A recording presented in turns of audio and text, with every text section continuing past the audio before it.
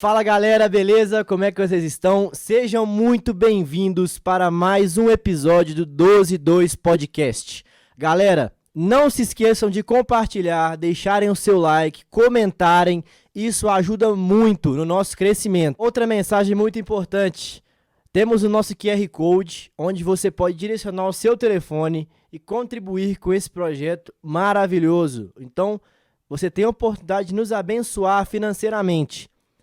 E também não podemos esquecer que se você tem interesse de patrocinar o nosso canal, nos ajudar de alguma forma, entre em contato conosco.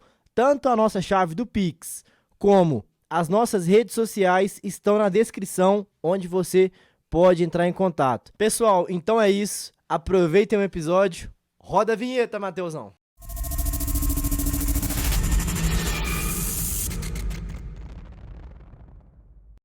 Fala galera, boa noite, como é que vocês estão? Hoje eu tô aqui com o Hugo. E aí, gente, tudo bem?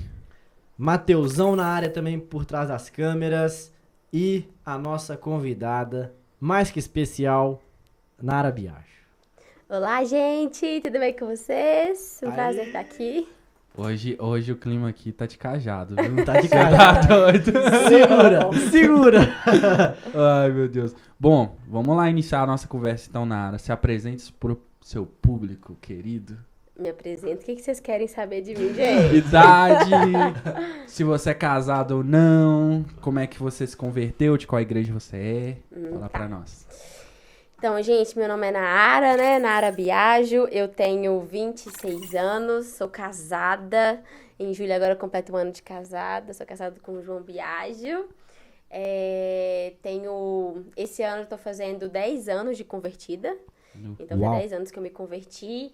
Eu nasci numa casa, né, num lar cristão. Na verdade, a minha mãe era cristã e o meu pai não. Então, a gente cresceu, assim, com a minha mãe orando ali pela família toda, pra gente, né, seguir nos caminhos do Senhor. Então, assim, eu tô na igreja desde praticamente que eu nasci. Sempre frequentei a igreja e tudo, mas ainda não tinha tido a minha experiência com Jesus antes de 2012. E a minha mãe orou também durante muito tempo, orou durante 17 anos pro meu pai se converter. E meu pai converteu um pouquinho antes de mim, então, tipo assim, eu tava com 18 anos, ia fazer 18 anos quando eu me converti. Então, assim, eu cresci dentro da igreja, então ia escola dominical, ia tudo, porque minha mãe me obrigava, né? Assim, minha mãe sempre foi uma mãe brava, e que você tem que ir pra igreja, então eu ia. E o que foi muito bom, né? Claro que quando a gente é adolescente, a gente não gosta dessas coisas, mas foi muito bom, porque eu aprendi muita coisa, tem muitas coisas que hoje eu sei, que eu aprendi lá atrás, na escola dominical mesmo, que eu não queria estar lá, aprendi nas células que eu ia. E assim, hoje a gente faz parte da Igreja Batista da Paz, né? Eu sou líder de jovens junto com meu esposo, supervisora, né, do Azusa, que é a nossa supervisão de células aí, trabalho com células desde que eu me converti. Então, eu me converti em dezembro de 2012, em janeiro de 2013 eu já era líder de célula. Uau. Então, vocês já Muito imaginam. Lembra datas, cara. Que processo, hein? Foi tudo muito rápido. Rapidão. Ixi. Foi tudo muito rápido, porque tinha uma célula acontecendo na minha casa e tudo. E aí, quando eu me converti, eu e uma amiga minha, a gente tinha parado de ir na célula, porque a gente tava, tipo assim, fora da igreja, né? Não tava se relacionando com Jesus. E quando a gente converteu, eu falei assim, eu não quero ir pra uma outra célula, eu quero voltar com a célula que tinha aqui em casa. Só que a galera tinha dispersado, assim, vamos começar? Vamos. E foi muita graça de Deus, porque, assim, tinha acabado de me converter, não tinha maturidade, não tinha conhecimento, né? Foi uma coisa, assim, que Deus fez muito específico na minha história. Quando eu olho pra história das pessoas, não é um conselho que eu daria uma pessoa se converter e imediatamente virar um líder, né? Que tem muita coisa pra você aprender. Eu acredito que foi um processo que Deus quis fazer na minha vida, quebrar coisas, me ensinar, assim, de uma maneira mais profunda dessa maneira. Mas foi uma experiência ótima também, porque eu sempre tive nesse lugar de uma alta responsabilidade muito grande. Então, assim, já se converte a vida líder, já sabe como tem que ser, né? Sensacional. Não, sensacional. Cara, algo que eu notei no nosso podcast desde o princípio é que temos entrevistado pessoas diferentes, Sim. mas assim, aquele mesmo assunto, né, de que chega um momento da vida em que é necessário você tomar sua própria decisão, sabe? Verdade. Eu tenho certeza que a melhor é o caminho do Senhor. Verdade. E eu queria perguntar pra Nara, tipo assim, quando que deu esse start pra você tomar essa decisão de falar, cara, não é mais pelos meus pais, não é mais pelo que os outros querem de mim, mas agora eu quero conhecer esse Deus maravilhoso. O que que, tipo, fez isso? Cara, é uma história muito engraçada, é diferente, assim. Eu tava numa fase, eu tava assim, eu acredito que foi um marco, porque se Deus não tivesse me encontrado em dezembro de 2012, é claro que ele poderia ter me encontrado depois, porque ele é soberano e já estava estabelecido, né? Deus já sabia quando ia acontecer, como ia acontecer. Só que talvez demoraria, eu apanharia muito, sofreria muito. E foi interessante porque foi em dezembro de 2012, eu tinha acabado de formar no ensino médio, tava vendo uma vida muito avacalhada, assim, realmente no mundo, vendo uma vida bem louca. E aí eu tinha um amigo que ele tava passando por uma situação muito complicada. Ele era também, tipo assim, dessa época de viver a vida no mundo e tudo, já tinha sido da igreja também. E ele tava vivendo uma vida muito louca, assim, só que ele teve tipo um surto mesmo, assim, ele teve um síndrome do pânico. E aí ele, tipo assim, ficou muito debilitado, ele tinha medo de morrer, não saía de casa. E foi muito, assim, traumático pra gente, porque a gente era muito amigo de muitos anos. E ele simplesmente passou mal um dia no açaí e, tipo assim, teve que ser levado pro médico, começar a tomar remédio e tudo. E aí eu tava saindo da academia, tava com minha amiga, uma das minhas melhores amigas, a Mariane, e a gente foi visitar ele. E aí, quando a gente foi visitar ele, eu fui na casa dele pra ver como ele tava, e eu fiquei muito, assim, chocada de ver daquela maneira, que ele é uma pessoa muito extrovertida, que, tipo assim, ele tava muito diferente do que ele tava muito debilitado. E foi muito legal, porque na sala da casa dele, eu ouvi Deus falando comigo. Foi a primeira vez que eu ouvi Deus falando comigo, assim, audível. Uau. Como se tivesse uma pessoa falando. Realmente, como se tivesse uma pessoa ali na sala. E aí Deus falou comigo assim, desse jeito. Tá vendo tudo isso que você tá vendo? Então, eu quero te falar uma coisa. Se você não voltar pelo amor, você voltará pela dor. Uau. E aí, é tipo uma frase super clichê, talvez você tá ouvindo aí pensando assim, nossa, todo mundo já ouviu essa frase.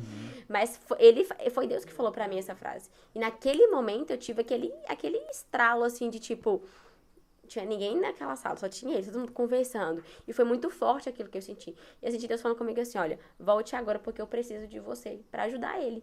Então, aí eu tive essa experiência com Jesus, tipo, naquela mesma semana eu já comecei, eu ia na igreja, às vezes, porque pra minha mãe não era aceitável não ir. Então, eu tava dentro da igreja, mas não tava vivendo a vida com Deus, entendeu? Mas eu ia, tipo assim, quando ela me obrigava muito. Então, naquele dia em diante, eu já comecei a voltar, eu entreguei meu coração pra Jesus, pedi perdão pelaquela vida que eu tava vivendo, porque eu sabia, gente, às vezes tinha momentos que eu tava no mundo, fazia alguma coisa escondida, tipo, às vezes ia numa balada, alguma coisa assim, que eu era menor de idade, e aí às vezes vinha juizada de menor, essas coisas, eu ia pro banheiro, gente, ajoelhava e orava, e falava assim, Deus, se você me tirar daqui, eu nunca mais volto pra esse lugar. E voltava. Porque eu ia lá e não dava ruim, né? Então, tipo assim, eu tinha temor, eu tinha um conhecimento, né, daquilo que foi gerado, eu só não tinha tido experiência com aquele Jesus, o meu Jesus, né? E aí foi nesse dia, e aí foi aquela coisa assim, eu falei, cara, eu preciso voltar porque eu preciso ajudar ele. Eu preciso ajudar ele nesse momento, eu preciso estar forte em Deus, porque eu sei qual que é o caminho. Então foi muito forte aquela experiência com Deus, e depois daquele dia, cara, foi tipo assim, eu realmente, eu falo que eu tive uma conversão genuína.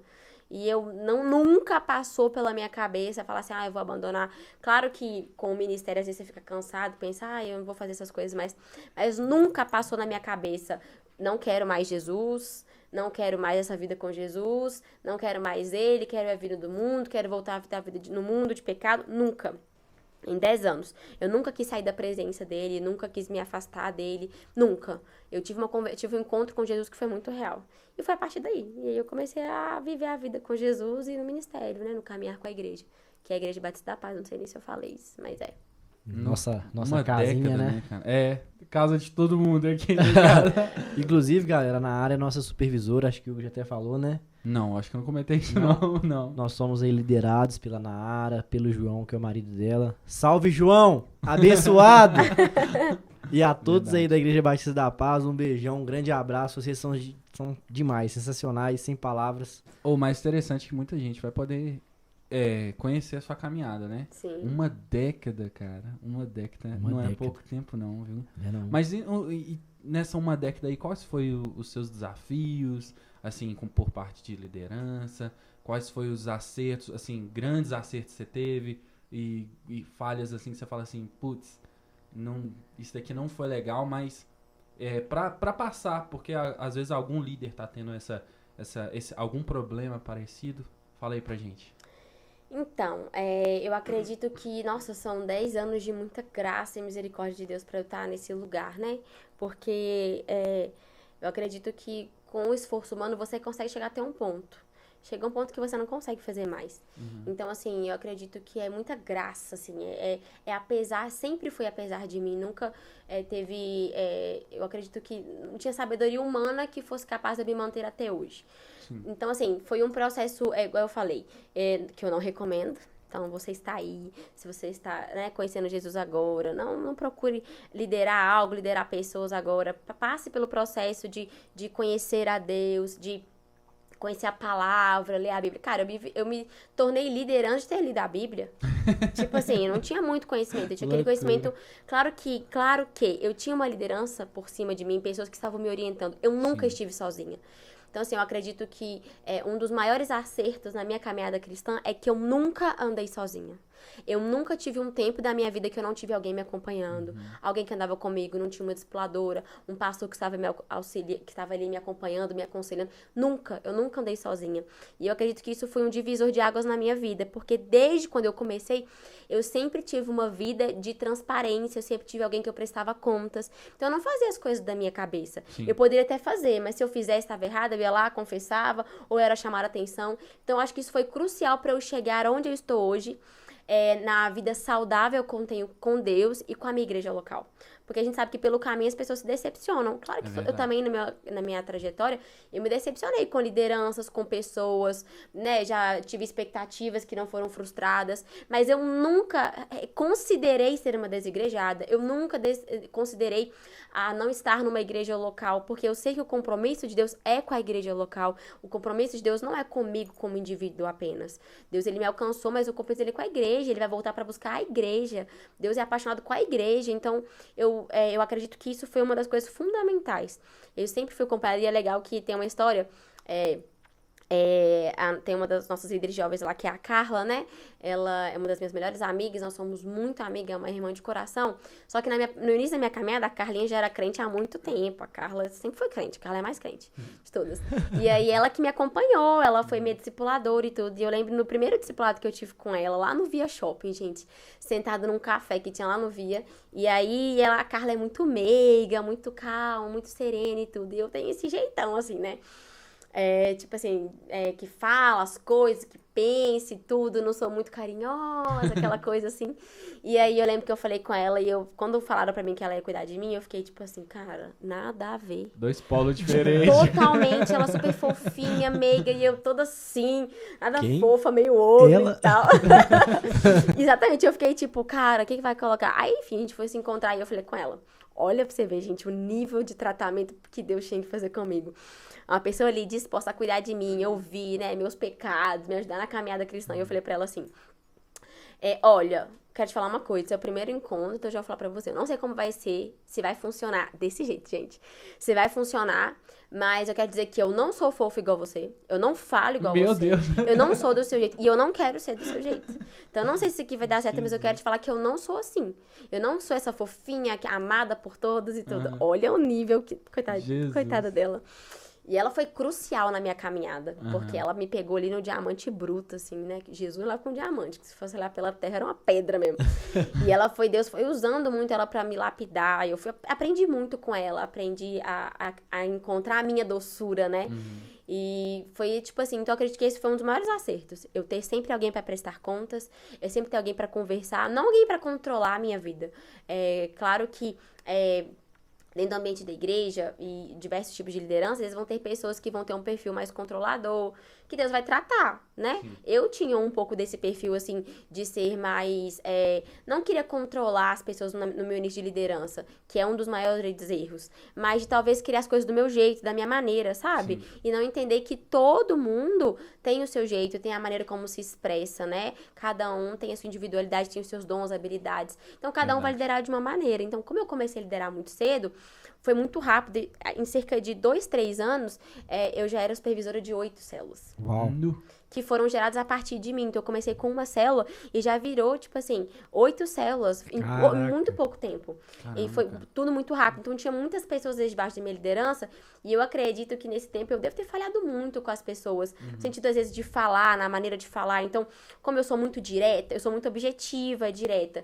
E, às vezes, uma pessoa, ela ouve aquilo com... às vezes sentindo que é uma grosseria. Então, eu acredito que nesse processo de liderança, eu posso ter falado, posso não, com certeza eu falei, às vezes sendo muito objetiva, ferir pessoas, falando assim, de um jeito tipo assim, olha, isso aqui não é assim. Não, você tem que entender a realidade da pessoa. Hoje eu entendo, hoje eu sei que eu não posso falar tudo que eu penso. Como eu comecei muito cedo, às vezes eu falava aquilo que eu pensava. Eu tenho um senso de justiça muito aguçado. Tá em mim e isso faz parte do chamado, Deus tem pra mim, né? Mas quando ele não é controlado pelo Espírito Santo, ele é usado como uma régua pra medir as pessoas. Verdade. Então, eu acredito que muitas vezes eu colocava essa régua muito alta. Então, se a pessoa não chegava nesse patamar que eu considerava correto, isso de alguma maneira fazia ela se sentir desaprovada. Meu Então, Deus. como líder, fui aprendendo isso no processo, de que as pessoas têm o seu processo de conhecer a Deus, da revelação que elas vão ter. Existe o processo dela entender quem ela é em Deus, pra ela conseguir abandonar certas coisas, pra ela aprender como lidar. Porque eu também tive que aprender. Então, assim, como líder, também a Bíblia diz, né? A quem muito é dado, muito é cobrado. Tô contando pra vocês que em pouco tempo eu já tinha 8 células. Então, eu imagino tanto também que era cobrado de mim. Caraca. Então, eu sempre me senti muito exprimida. Muito assim, muito exprimida porque eu tinha que prestar contas pros meus líderes, mas também tinha que prestar conta pras pessoas. Porque não existe isso, né? Do evangelho de... é pra liberdade que Cristo me libertou. Sim, mas a minha liberdade termina quando começa a do outro. E se alguma coisa que eu faço faz ele pecar, eu não posso fazer mesmo que não seja pecado. Verdade. É Paulo que fala isso, é uma régua muito alta. E você começa a viver isso no momento que você vira líder. Porque quando você ainda não é líder, poucas pessoas estão te olhando. Claro que a sua vida é um exemplo onde você tá, mas pouco é cobrado de você. Num lugar de liderança, muito é cobrado. Verdade. Então, você vai ter que abrir mão, muitas vezes, de coisas que muitas vezes não são pecados. Então, dentro do meu processo, né, de me converter, eu fui vivendo isso. Eu tive uma situação, vou contar pra vocês, que eu já tinha aí talvez 1 ano de convertida, eu já era líder de célula e eu fazia cursinho pra fazer medicina, lá no Bernoulli. E aí eu tava tentando ganhar uma menina pra Jesus, na verdade ela já tinha sido convertida, ela já até tinha ido na nossa igreja, só que eu não conhecia ela. E eu queria muito levar ela de volta, tá? Ela tá vendo a vida no mundo, tipo assim, né? E eu queria muito ganhar ela pra Jesus, porque eu sempre tive esse ímpeto, assim, de evangelizar e tal. E aí eu falava muito pra ela sobre Jesus, gente, falava muito e tudo, queria muito que ela voltasse mesmo pra igreja e tudo, e ela chegou, ela começou a ir na célula e tudo, e aí teve uma festa do cursinho, e eu fui nessa festa do cursinho, e aí eu pisei na bola, e nessa festa eu fiquei com um menino, e ela me viu ficando com esse menino. Nossa. E ela tava, tipo assim, era uma festa num lugar muito grande, e eu já era líder, a líder de célula já tinha ido na minha célula, e eu ganhei ela pra Jesus.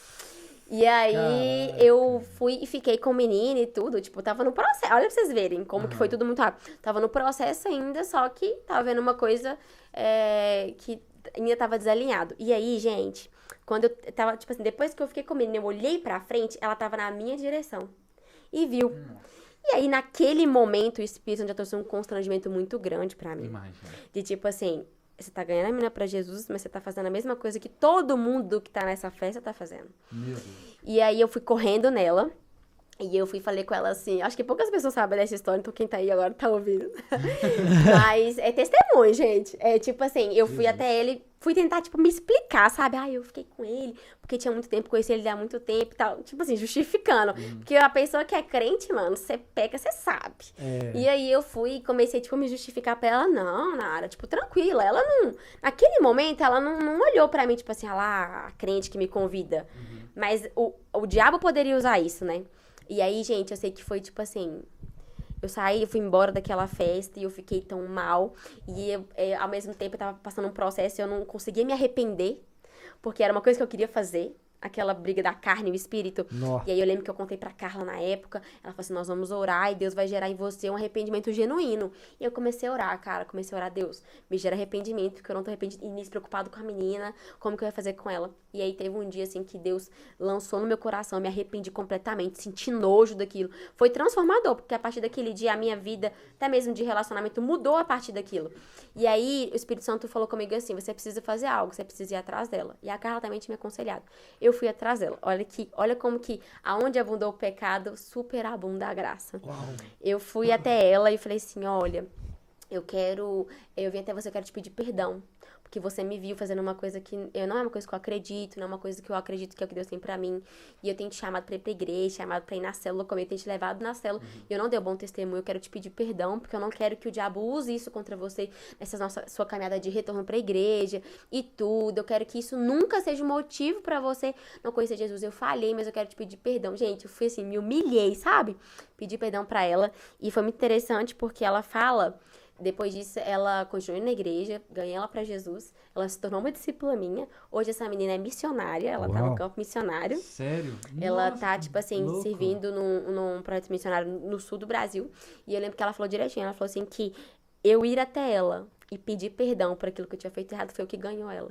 Foi o que ela foi o que virou a chave no coração dela pra entender, tipo assim, ela é diferente. Esse lugar que eu tô indo é diferente. Uau. Que Então, loucura. assim, é um testemunho pra mim muito forte, porque eu vi, tipo, eu aprendi, Deus começou a me ensinar ali sobre dependência, de, tipo, na sua força, você vai só perder pessoas, você nunca vai ganhar. Que E loucura. hoje, olho pra vida dela hoje, tipo assim, ela foi minha discípula durante muito tempo, liderou célula, e hoje ela é uma missionária. Então, Nossa. assim, foi um privilégio fazer parte e aprender, porque ela me ensinou, né, nesse processo. Nossa, Cara. um caso super atípico, né, cara? Muito de atípico. acontecer. Muito, muito atípico. Cara, eu queria fazer 2 comentários. O primeiro, que me impressiona, é, tipo, a importância de ter boas pessoas ao nosso lado, tipo, da nossa convivência. Verdade. Um exemplo é a Carla, né? Salve, Carla. Já virei fã. Tipo assim, no momento da dificuldade ali, uma falha, né? Que nós somos humanos, suscetíveis a erros. Infelizmente, tem pessoas que vão te acusar, vão apontar o dedo. Mas, ao mesmo tempo, terão pessoas que utilizarão dessa sua falha para que você ensine alguém. Verdade. Ou talvez para que você mesmo aprenda Verdade. que é possível reverter a situação, sabe? E Deus é muito bom com a gente porque Ele coloca pessoas maravilhosas no momento certo, no lugar certo. É verdade. E outro detalhe, cara, que me marca muito é que, assim, na juventude, da adolescência pra juventude, a gente cresce ouvindo que a gente precisa criar raízes, né? Sim. E, cara, olha pra você ver. 1 ano de convertida, Já fazendo muita coisa. 8 células, cara. É muita coisa. É muita coisa. Mas Muita isso coisa. por quê? Porque primeiro criou uma raiz, né, Nara? Tipo, Uhum. viu na igreja um local ali onde você poderia realmente contribuir na obra do Senhor, pensando no futuro. Isso é muito legal. Acho que eu queria enfatizar isso porque criar raiz é um desafio muito grande na nossa Muito vida. grande. Principalmente na geração atual. Mas ao mesmo tempo que é um grande desafio, também gera ótimos frutos. Verdade. Agora eu fiquei chocado. 8 células é muita É coisa. muita Se coisa, a gente irmão. pensar, é muita coisa. Vamos ver, cada célula tem 10 pessoas, 80 pessoas que estavam debaixo dos E eu seus... tinha, tipo, supervisão. 19 anos. Uau. Não, eu quero saber como é que foi que você multiplicou 8 células. É. Assim. Cara, foi Não, na moral. Nós precisamos Eu- desse eu segredo tô- aí. eu tô- Tô bobo. precisando, a Azusa, aí ó, pega a dica. Pega a dica aí, galera. Não, mas tipo assim, foi uma graça de Deus. E eu acredito também que, somado a isso que eu falei, né, sobre ter uma pessoa me acompanhando e me direcionando, ter pastores que andavam perto de mim, acredito que o relacionamento com Jesus, sabe? Isso sempre foi uma coisa assim, as meninas que são minhas discípulas, que já foram, sempre vão poder falar.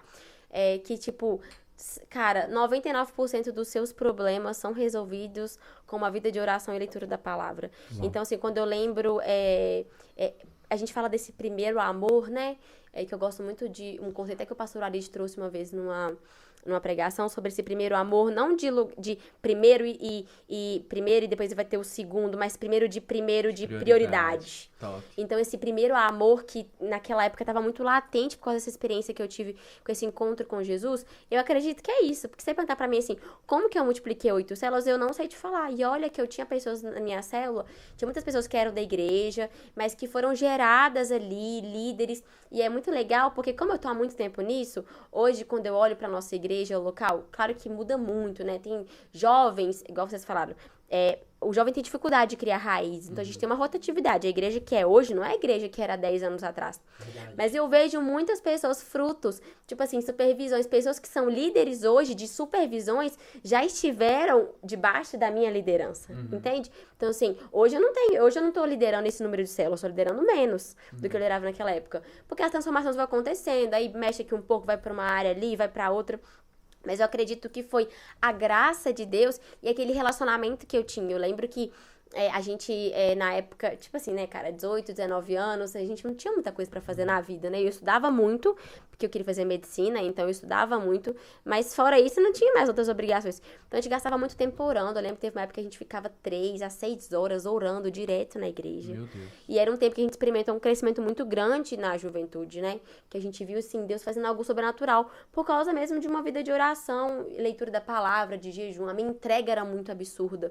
Porque eu sabia que eu precisava romper com todos os padrões daquilo que tinha na minha vida antes de Jesus. Eu sabia que se eu mantesse algumas coisas na minha vida, eu não ia conseguir continuar firme. Claro que é pela graça dele, é ele que mantém a gente, né, no caminho, firme nele, mas a gente precisa fazer renúncias. Então eu renunciei o mundo, sim. Tanto que eu afastei muito de amizades. Depois de um bom tempo que eu consegui voltar a ter algumas amizades com outras pessoas, porque eu sabia que eu precisava me afastar daquilo pra eu realmente me mergulhar, né? Mergulhar profundamente em Jesus. Vestir Então, a armadura, né, pra... Total. E, tipo assim, tudo aquilo que é peso, fardo, deixei pra trás pra poder viver a vida com Jesus. Então, a minha vida era aquilo, girava em torno disso, as minhas energias, o meu tempo, os meus dias. Então, eu acredito que era essa graça que tinha, né, sobre a liderança que estava sobre mim e também sobre esse tempo que eu gastava de oração, de leitura da palavra, de jejum. Eu tinha muita fome, muita sede por Jesus. Então, eu orava muito, gastava muito tempo aos pés do Senhor. Porque é Ele quem dá, né? Assim, um dos meus livros favoritos da Bíblia é Atos. Eu sou apaixonada com o livro de Atos. Deus fala muito comigo em Atos. E você vê sempre Deus falando lá, né? Lucas escrevendo e falando que eles perseveravam na comunhão dos santos, apóstolos, na doutrina dos apóstolos, eles partiam o pão. E Deus acrescentava as pessoas que chegavam. Então, Deus dava o crescimento. E é assim, Deus deu o crescimento, não foi eu. Não era porque eu era uma líder habilidosa. Pelo contrário, gente. Quando eu olho pra mim hoje como líder, que eu tenho que melhorar demais, mas quando eu penso na líder que eu era, misericórdia, sabe? E tinham muitas pessoas, porque era a graça de Deus, era a misericórdia, era ele que fazia. Era ele que dava as pessoas, ele que direcionava, ele que acrescentava as pessoas. Ele olhava o coração ali, olha, eu quero Jesus, eu quero servir, eu quero ser usada, a minha vida é pra dar pelas outras pessoas. Sempre tive isso no meu coração, de que a minha vida não é pra mim, o evangelho me alcançou pra alcançar o outro, né? Não parou em mim. Então, acho que Deus olhava e falava assim, coitada dessa menina, eu vou ajudar ela, porque sozinha ela não vai aguentar. Então foi isso, a graça e a misericórdia de Deus e uma plataforma ali. Isso de criar raízes é fundamental. Porque se você não cria raízes, se você não tem uma igreja local, dificilmente você vai conseguir fazer diferença no mundo. Verdade. Porque a igreja local é as raízes. Você olha para uma árvore que é grande, frondosa, que dá muitos frutos, tem raízes muito profundas. São raízes que precisam perpassar várias camadas ali do solo, que precisam ir muito profundo para ser nutrida e conseguir dar o fruto que ela precisa. Então, se eu dei algum fruto de bom, é porque as minhas raízes sempre esteve muito alicerçadas em Deus e na minha igreja local. Eu queria fazer uma pergunta. Fique à vontade. Ela é um pouco assim...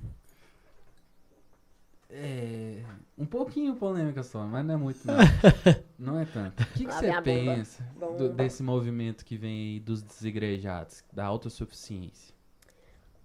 Cara, Boa pergunta. assim, você que está ouvindo esse podcast agora e é um desigrejado, não estou te julgando, amém, irmão?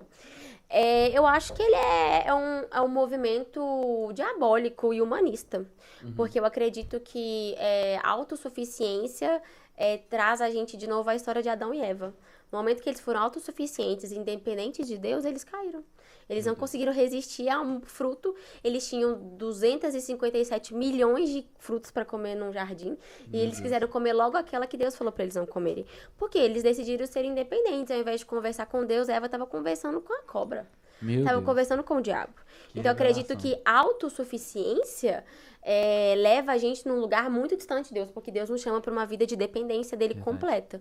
E eu acredito que é impossível você ter uma vida com Deus se você não estiver necessitado numa igreja local. Como eu disse lá no início, o compromisso de Deus sempre é com o coletivo. Deus falava com um povo. Quando Deus fez Pentecoste, ele reuniu todas aquelas pessoas e o Espírito Santo veio. O Espírito Santo poderia ter vindo em cima de um, mas veio em cima de todos, quando eles estavam reunidos. A Bíblia diz que eles estavam reunidos naquele lugar, reunidos no nome. Então, assim, mas a igreja, as 4 paredes, a igreja sou eu e tudo. É sem embasamento bíblico isso aí, porque a igreja é um ajuntamento de pessoas que estão em nome do Senhor. Ele habita em nós, mas a igreja é o coletivo. E assim, é interessante a gente falar disso, porque eu falei disso na célula quarta-feira. Meu Deus, E o Hugo nem tava lá, gente, na célula. Tava lá, gente. Tipo assim, a Bíblia diz, né, que Jesus vai voltar para buscar a noiva dele. Sem mácula, sem ruga, né, branca como a neve, pronta para encontrá-lo. E eu fico pensando o seguinte, se Jesus, ele já veio uma vez, morreu por nós, passou por tudo isso, e ele vai sair de novo do trono de glória dele para buscar a igreja. O próprio forte. Senhor vai sair do trono dele para vir nessa terra buscar a igreja. Se ele vai fazer essa renúncia novamente, vai sair daquele lugar perfeito para vir nesse lugar que nem se compara para buscar a igreja, porque ele ama a igreja. Quem sou eu para não amar a igreja? Quem sou eu para falar contra a igreja? Vão ter pessoas que vão pecar, vão ter líderes que vão fazer coisas absurdas, de roubo a abuso emocional, abuso sexual. A gente sabe que isso é uma realidade. Mas porque o mundo, ele tá aqui e o pecado tá presente, assim como ele tá dentro da igreja. Porque as pessoas que estão na igreja são pecadores. A gente tá caminhando. Tem um versículo que eu amo, que tá em Provérbios 4:18, que fala que a vereda do justo é como a luz da aurora, que vai brilhando, brilhando até o dia perfeito chegar. Uau. Então, a nossa caminhada, todos os dias a gente vai melhorar um pouco, cada dia mais a nossa luz vai brilhar mais. Mas é um processo, então, se tem uma pessoa que é pecadora, ela vai pecar, da natureza dela pecar, mas é Deus que vai santificar, que vai lavar. Então, assim, pra mim, eu acho que em todos os processos que eu passei em relação à igreja, problemas, decepções, tudo, eu saí de todas as questões que eu já passei como líder, amando ainda mais a igreja, porque se o próprio Deus ama a igreja a ponto de voltar para esse lugar de sofrimento, para buscar e levar ela, quem sou eu para não amar? Verdade. Se Jesus ama a igreja, eu preciso Uau! amar. E eu Que preciso resposta, estar nela e ser ela. Porque a igreja é você estar nela, mas ser a igreja junto com as outras pessoas. Porque você pode estar numa igreja, você pode frequentar uma igreja e não ser a noiva de Cristo. Existe uma diferença entre visitar uma igreja, frequentar um culto, frequentar uma reunião e ser igreja. O que Deus quer de nós é que a gente seja igreja. Que dentro daquele ajuntamento de pessoas, naquela estrutura das 4 paredes, você viva como igreja, que ama o seu irmão, que convive com ele, que convive com a falha dele, que ele também convive com a sua falha, que serve, que coloca o interesse dele em primeiro lugar. Tudo aquilo que Paulo ensina pra gente em Filipenses, Colossenses, sabe? Então, esse é meu pensamento. Não julgo quem está nesse lugar. Eu sei que talvez a pessoa está nesse lugar de desigrejado porque ela foi magoada, ela foi machucada. E existem feridas que são sérias. Eu não tô aqui de maneira alguma desmerecendo, tornando menor o sofrimento do outro. Mas a ferida que um outro homem faz, a ferida que o pecado faz na nossa vida, não pode ser maior do que o amor que a gente tem que sentir por aquela que ele se entregou. Ele ama ela. O casamento é comparado sobre o casamento do noivo com a igreja, sabe? Existe um mistério por trás disso, Paulo fala. Então, assim, se Deus ama, cara, quem sou eu pra não amar? Ele é capaz de curar as feridas, ele é capaz de restaurar, ele é capaz de levar a pessoa talvez para um outro lugar, para uma igreja que está vivendo de acordo com a Bíblia, encontrar pessoas que vão amá-lo, que vão cuidar, que vão andar lado a lado com ele. É possível, assim como existem igrejas onde as pessoas estão pregando coisas fora da Bíblia, existem igrejas que estão tentando viver a Bíblia todos os dias, existe este lugar. Então, assim, eu não acredito nisso, não acredito que é possível uma pessoa ser cristã e ela não ser parte de uma igreja. Acredito que não é o plano de Deus, não é a vontade de Deus, e ninguém vai frutificar e fazer diferença no mundo sem estar fora de uma igreja local. Pra mim, a igreja local é a ferramenta de Deus pra mudar o mundo. A igreja precisa ter resposta pro mundo. As dúvidas e os problemas que o mundo tem, a resposta está em Cristo, que é dada através da igreja. Meu Deus, que resposta, viu? Uau. Cara, eu lembro que uma vez eu li de que as pessoas que abandonam a religião, tipo assim, foge da igreja, que chama a igreja de religiosa, acabam criando uma religião dos que não têm igreja. Verdade. Aos movimentos. É, exatamente. E, Nara, eu queria perguntar também, acho que nós que somos cristãos, a gente é motivado por incômodo, sabe? O que mais te incomoda no mundo, assim, que acho que mais te gera motivação pra buscar a Deus e tentar fazer a diferença? Cara, eu acho que o que mais são duas coisas. A primeira coisa é o fato de eu fechar os meus olhos e pensar que nesse momento milhares de pessoas estão morrendo sem conhecer a Jesus. Então elas estão indo para uma vida de perdição eterna, sem Deus. Então isso é uma das coisas que mais move meu coração, de pensar que a cada segundo morre alguém que não conhece a Jesus. Então a coisa que mais me indigna é o fato do mundo não ser salvo. Eu sei que o mundo inteiro não vai ser salvo. Embora seja a vontade de Deus, não vai ser salvo. Porque, enfim, questões teológicas, mas não vou tocar nisso. Mas eu acredito que essa é a coisa que mais indigna o meu coração. Pensar que talvez uma pessoa que passou por mim e eu não falei do amor de Jesus pode morrer no outro dia e não conhecê-lo.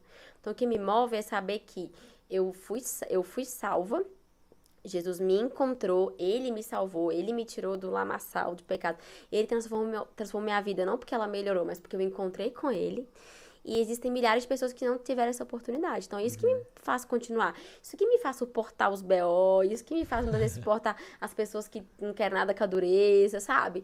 É pensar que existem pessoas lá fora que precisam de ouvir o evangelho, precisam ser alcançadas pelo evangelho. E a segunda coisa as injustiças que existem no mundo, sabe? Então, assim, o pecado, ele deturpou a sociedade, ele deturpou o coração humano. Então, quando eu penso no sofrimento que as pessoas estão passando lá fora, sofrimentos que somente Jesus pode curar, somente Jesus pode trazer a solução, somente Jesus pode restaurar, é o que move meu coração, sabe? Injustiças sociais. Quando eu penso em pessoas que estão sofrendo coisas, passando por coisas que, se não for a misericórdia de Deus pra tirar daquela situação, ela nunca vai ser tirada porque o mundo nunca vai olhar pra ela. O mundo não vai parar de fazer o que tá fazendo por causa dela. Verdade. Então, são duas coisas que movem meu coração, assim, muito. Essas pessoas que não conhecem a Cristo, né? A maioria das pessoas ainda não conhecem a Jesus. E essas pessoas que estão sofrendo algum tipo de injustiça, que estão passando por algum momento de sendo injustiçados no sentido de não terem sua dignidade, de estarem vivendo uma vida indigna, que nenhum ser humano deveria estar vivendo, mas que por causa do pecado no mundo, elas vivem, né? Por causa culpa de uma pessoa específica, mas é por causa do pecado. Eu tava parando pra refletir aqui, a gente teve uma pregação lá na igreja a respeito das visões que cada um tem sobre Cristo. E me veio uma pergunta muito boa, duas, na verdade. Eu queria saber, primeiramente, qual que é a sua visão a respeito de Jesus. E outra coisa, a gente tem uma sociedade que dizem que são 60 milhões de crentes somente no Brasil. Se a gente pensar, a gente tem mais de 200 milhões de pessoas, pega aí quase um terço disso, né? De crentes aqui. É muita coisa, cara. Muito. Eu queria saber também, o que você pensa com relação às 60 milhões de pessoas, assim, que a gente sabe que o movimento evangélico veio muito forte aqui no Brasil. Só que não tem essa verdade. O que você acha que é necessário para as pessoas realmente encontrar Cristo e não uma religião? Tá. Uau! A primeira pergunta é sobre a Sua minha visão sobre Jesus. Cristo. Isso. A minha visão sobre Jesus cara, sempre quando eu penso em Deus, assim, a visão que eu tenho sobre Jesus é de paternidade. Essa sempre foi a maneira como Deus se revela a mim sobre pai, assim, sobre um pai de amor, que corrige, mas que ama. Um pai que aponta o caminho, um pai que dá direção, mas o pai que te pega no colo e que que cuida, que entende o seu sofrimento, que entende aquelas coisas que são mais básicas pra você, né? Então, assim, minha visão sobre Deus é de paternidade, de pai. É a visão que eu tento ter dele todos os dias, é a visão que eu me aprofundo, é a maneira como ele se revela pra mim. Assim, algumas experiências mais profundas, assim, com Deus que eu tenho, em alguns momentos eu tive algumas visões e tudo, assim, quando eu tô no relacionamento com Deus ali, na minha intimidade, eu sempre tenho uma visão de Deus muito específica, que é, o povo que tá aí no podcast ouvindo vai rir, que é como um leão. Então, assim, que é ali forte, imponente, e é bem específico, porque eu não sei se vocês já viram Crônicas de Nárnia, eu sou muito apaixonada com Crônicas de Nárnia. Sensacional. É muito louco, né, cara? Eu gosto Sou demais. apaixonada. Sensacional. E, assim, em todas as visões que eu tenho, Você vê minha o com Aslan. Jesus, ele é o Aslan e eu sou a Lucy, com a capinha voando. Real, gente. É muito legal porque é uma maneira que Deus fala comigo, né? Legal. E o Aslan, ele mostra ali aquele cara, quando ele ruge, que todo mundo estremece, mas aquele pai que coloca a Lucy como fala? Tipo, na corcunda dele ali, né? Não sei nem falar aquela parte de cima ali do leão. E corre com ela, assim, livremente, sabe? Então, essa é a visão que eu tenho de Jesus. Quando eu tô no meu momento, assim, tô ali no meu momento de intimidade, assim, muito profundo aos pés de Jesus. Ele sempre me leva num jardim que tá nós dois. E ele sempre, pra mim, é o Aslan ali, aquele leão, Nossa, sabe? Que ruge, que traz força, que mostra que me defende, mas também me mostra, né? Eu lembro, às vezes, dos episódios, assim, dele falando pra Lucy, tipo... Por que você não me procurou antes? Por que você esperou eles? Que corrige, sabe? Sim. Mas que ama, que tá ali perto, que permite ela, cara, deitar nele, assim, na pelagem dele, sabe? É assim, é assim que eu vejo Jesus. Pra mim, ele, assim, é a maneira como eu enxergo, a maneira como ele fala comigo, que ele se mostra pra mim, é dessa maneira. E a segunda pergunta, né, sobre os 60 milhões... eu gosto muito, o Theo fala muito sobre isso, o Theo Hayashi fala muito sobre isso, o pessoal do Dunamis sempre bate muito nessa tecla, sobre essa questão dessa quantidade de cristãos e, tipo assim, você olha pra nossa realidade no Brasil e no mundo e você fala, não é compatível. Exato, porque né? não muda, assim, muita coisa socialmente. E quando você pensa, tipo, eu amo as histórias dos grandes avivamentos, e você pensa que através de um homem, tipo... Quando você pensa, por exemplo, no avivamento de País de Gales, um cara que orava, dobra-me. E ele experimentou um avivamento que mudou a história, bares fecharam. Tipo assim, coisas absurdas que aconteceram naquela época. Quando você pensa no William Seymour, né, que dá pra perceber que eu gosto muito porque o Azusa chama Azusa. Por causa do avivamento na Rua Azusa, eu tive a experiência de ir na Rua Azusa, era um sonho da minha vida. E eu fui lá e, gente, só dava vontade de chorar, pisar naquele lugar e pensar, cara, um homem que era rejeitado, negro, que não era aceitado nas reuniões naquela época, porque os Estados Unidos viviam uma época de segregação, né, racial. E ele, um cara que orava e acreditava na manifestação do Espírito Santo, de você ver as manchetes nos jornais de Los Angeles, de tipo, não entendendo, tipo assim, as pessoas passam por lá e elas são tomadas por uma energia que faz elas caírem. As pessoas, qualquer pessoa que passava na rua começava a falar em línguas, as pessoas passavam, elas eram curadas, elas se convertiam só de saber do movimento. Gente, é absurdo. Um cara ficava com a cara no caixote, chorando, pedindo arrependimento, falando sobre arrependimento, sabe? Ele... Então, assim, você pensa nesses grandes, você pensa em John Wesley, posso falar de vários, posso falar de Billy Graham, a gente poderia falar de milhares de outros homens, que um homem apenas, que é apaixonado por Jesus, fez a diferença. E o que 60 milhões de pessoas fazem hoje, né, no Brasil? Eu acredito que pra que a gente... o podcast chama 12-2, né? Então, assim, eu acredito que pra haver uma mudança realmente na sociedade, os cristãos precisam, primeiro, eles ser verdadeiramente cristãos. Porque eu acredito que existem 3 categorias de pessoas. 4, existem aqueles que não conhecem a Jesus, não convertidos, ímpios. Existem os convertidos, existem os comovidos e existem os convencidos. Caraca! Cara, existem pessoas que se converteram de verdade ao evangelho, que conheceram Jesus de verdade, tiveram um encontro com Jesus, e essas pessoas fazem a diferença e têm mudado a história do mundo e da nação. Mas existem aquelas pessoas... Isso é um outro nome para a parábola do semeador, né? Então, assim, existe aquela pessoa que foi convencida, que viu que as pessoas falam e ela viu realmente a mudança na vida de uma pessoa, ela começa na igreja, aí ela até vai na igreja, mas ela vive uma vida assim, eu tenho uma vida e eu vou à igreja e eu sirvo a Jesus, mas a minha vida aqui, Jesus aqui.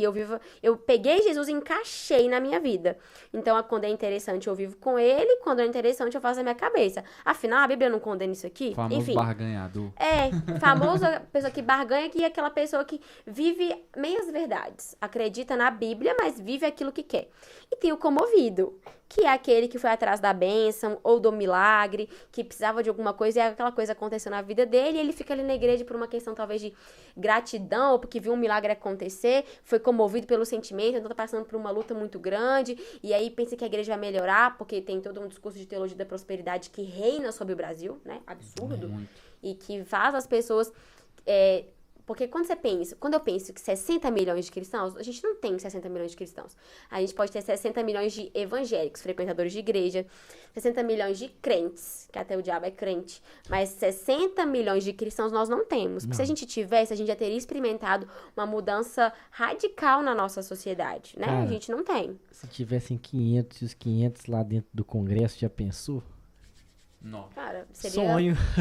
É só você pensar nos 300, né? Tipo assim, Deus fez de Deão que tinha quantas pessoas? E foi reduzindo, até chegar em 300 contra um exército, tipo assim, de milhares. Verdade. Deus não precisa de muitos, porque o poder dele é quem faz, é pelo poder, né? E desceria sobre vós o poder de Deus, o Espírito, o próprio Deus habita em nós. Então, tipo...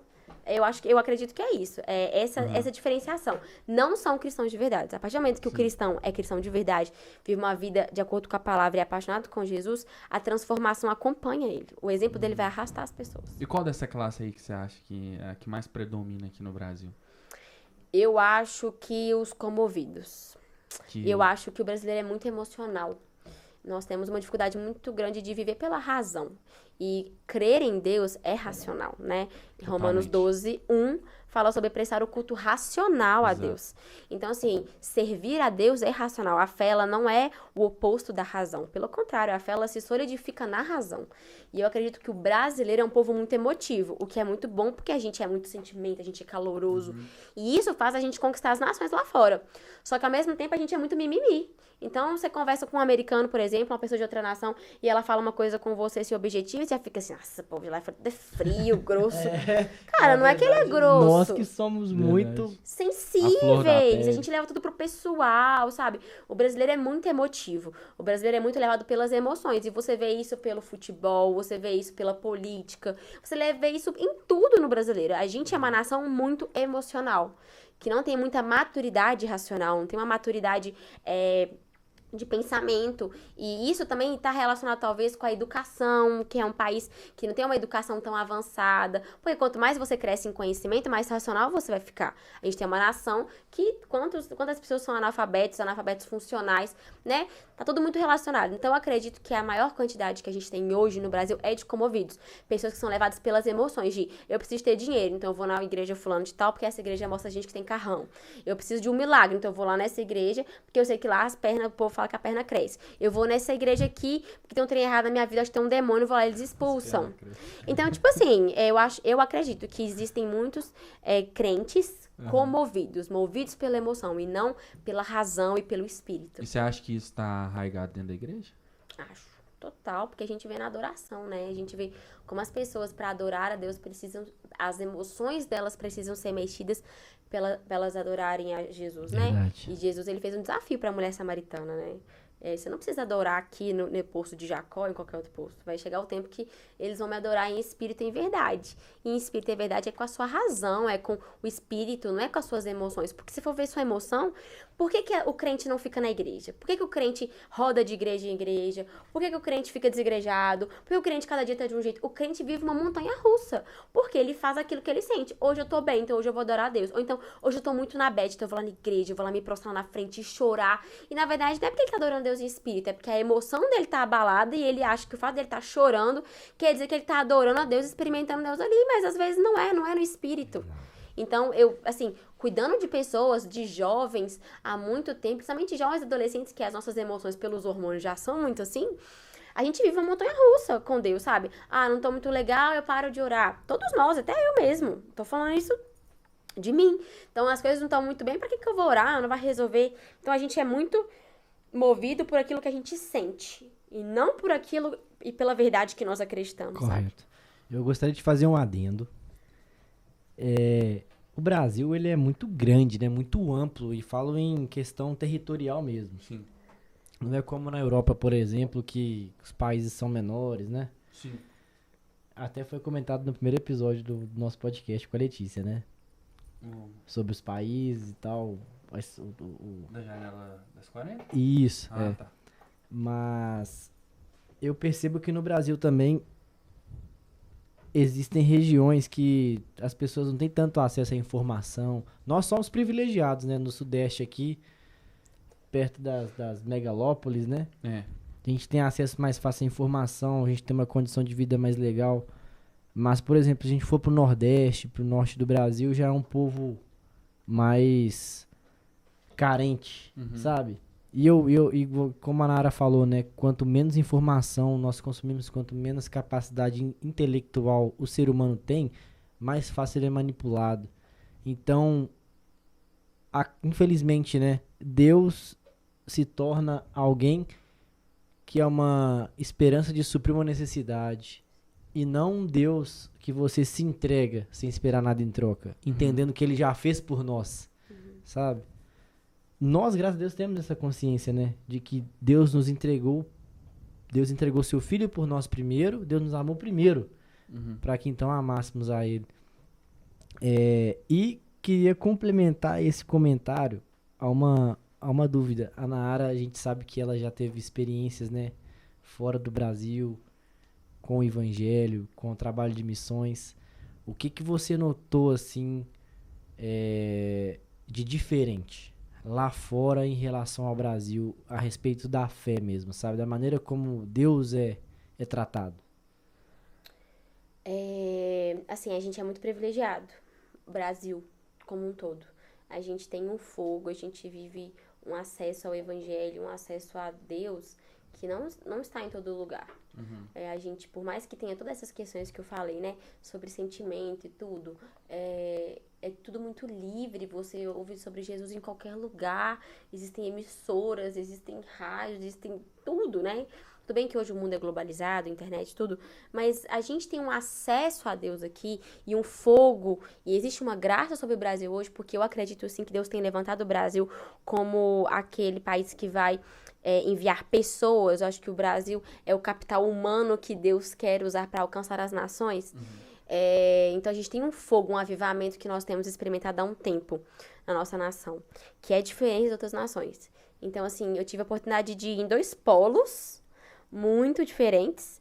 Então, assim, conheci também um povo que é muito faminto por Deus, que tem uma entrega por Jesus muito diferente da nossa, mas que não tem talvez a consciência de mentalidade, mudança de mentalidade como nós temos.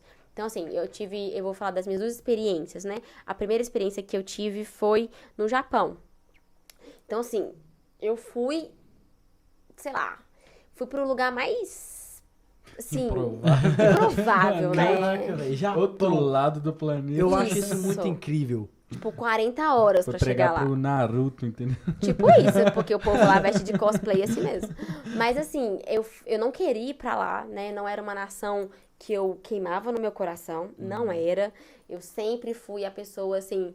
Gente, eu queria ser médica pra ir pro Médicos Sem Fronteiras. Então você pensa, eu sempre quis ir pra países que é menos favorecidos politicamente, financeiramente, sempre fui apaixonada com a janela 1040, sou apaixonada com a Índia, a África, os países da África como um todo. Sempre fui apaixonada com essas coisas assim. Nunca quis ir pra país de primeiro mundo como missionária. Nunca tive essa paixão, assim, nunca achei que Deus tinha pra mim pra alcançar pessoas com poder aquisitivo maior. Eu achava que esse amor era porque Deus queria me usar na vida dessas pessoas. E aí eu fiz uma escola missionária, foi a primeira escola missionária que eu fiz, e eu tinha orado nessa escola missionária e falava assim, Deus, eu ia pros Ribeirinhos. Gente, até hoje não fui pros Ribeirinhos, sou doida pra ir.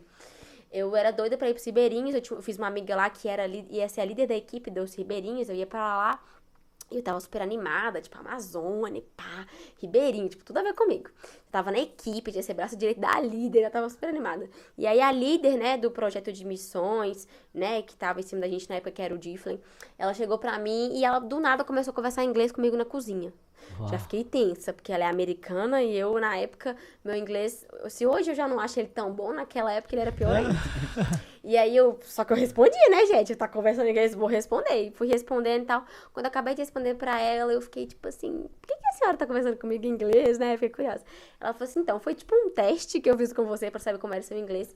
Porque eu queria muito que você estivesse na equipe do Japão.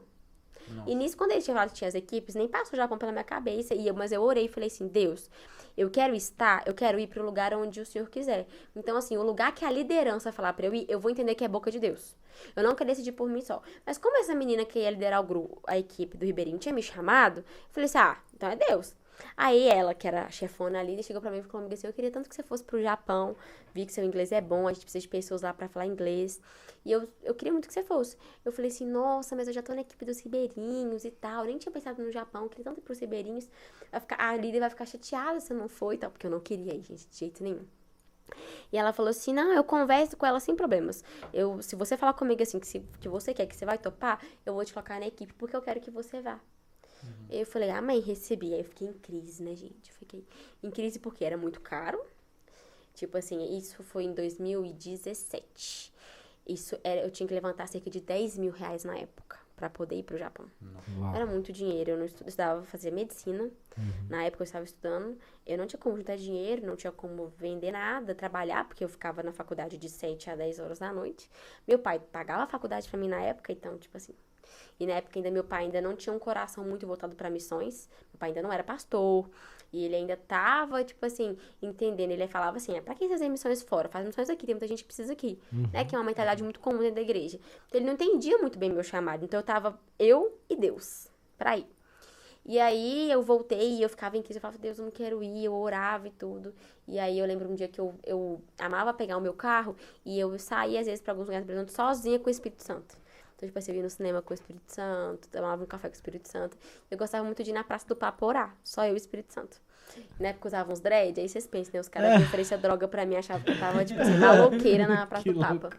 Aí vocês falavam, cara, eu tenho uma aqui muito melhor, viu? Ó, tipo isso. E aí eu orando, aqui. e eu orando assim, lá de cima da Praça do Papa, eu vi Salomão a cidade de... do reggae. Bem isso. Eu vi na cidade de Belo Horizonte toda assim, e aí eu orando, falando assim, Deus, eu não queria ir, tá uma luta. Foi uma luta pra eu poder ir, gente, em todos os sentidos. Foi muito difícil, foi um tempo muito difícil da minha vida. Assim, ministerialmente, em todos os sentidos, o diabo se levantou, porque Deus me queria no Japão. Deus me queria, hoje eu tenho convicção que Deus me queria lá. E aí eu orei, assim, eu olhei pra aquela cidade de Belo Horizonte toda, e eu senti o Espírito Santo falando comigo assim, você sempre disse que você tem um chamado, né, missionário, você sempre teve isso no seu coração. E agora é a hora que eu quero ver isso, porque eu quero que você vá pro lugar que eu preciso de você, não pro lugar que você quer ir. Uau!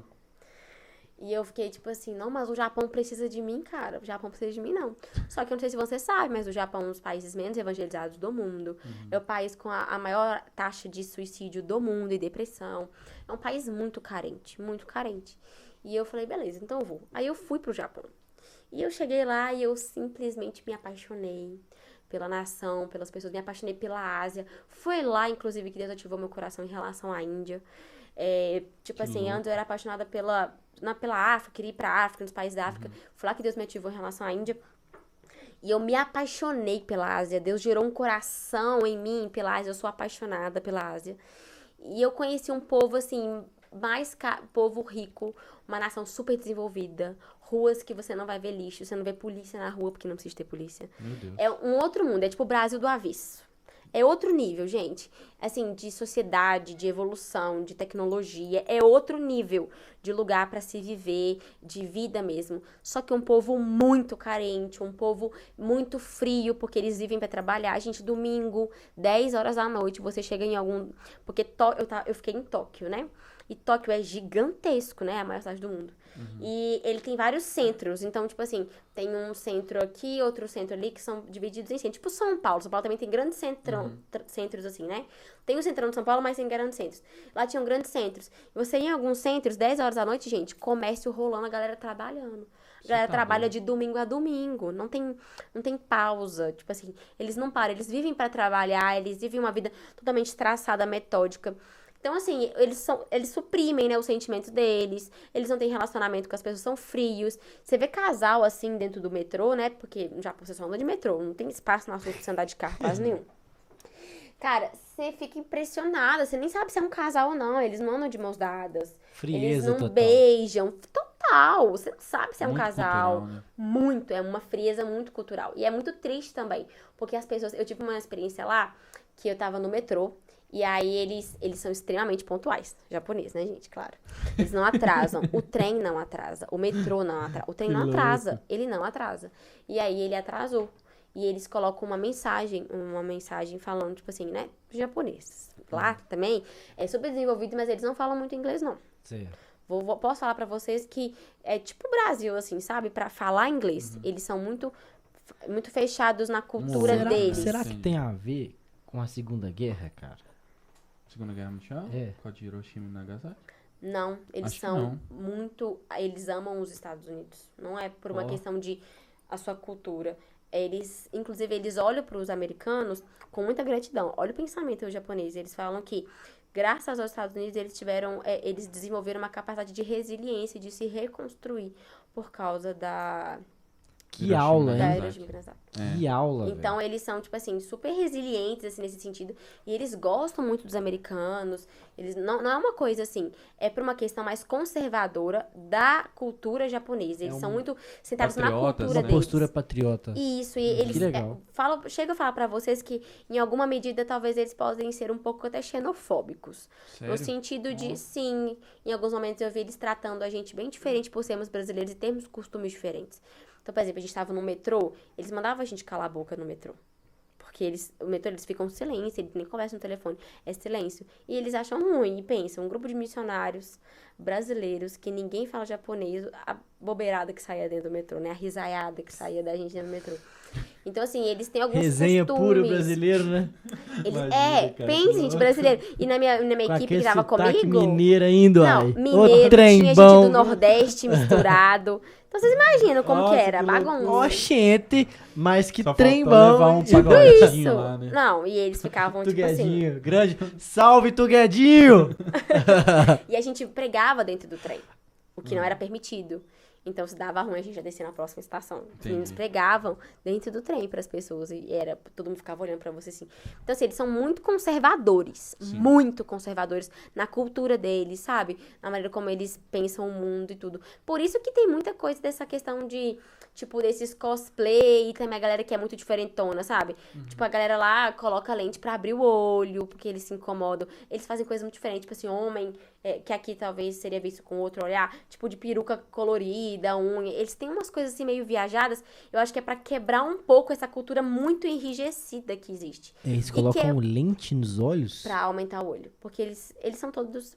Eles não são Caraca. todos iguais, mas entendo o que eu vou falar. De aparência, eles são muito parecidos. Aham. E tanto que você pode perceber pelos animes que os olhos são todos grandes. Já perceberam? Sim. Verdade. É Os verdade. olhos não são Ó, pequenos. verdade. Sim. Nossa, que loucura. Eles projetam nisso uma percepção que eles querem ter. Eles se incomodam, eles se sentem iguais de certa forma, sabe? Nossa, Seria Então, certa que doido. utopia. Sim. Eles, tipo assim, querem ser diferentes. E aí eles fazem coisas extravagantes pra serem diferentes uns eles dos querem outros. passar uma imagem que eles não vivem, né? Tipo, eles querem. Não que eles não vivem, mas que eles gostariam de De ser. ser. Entendeu? Entendi. Eles querem Porque- romper um...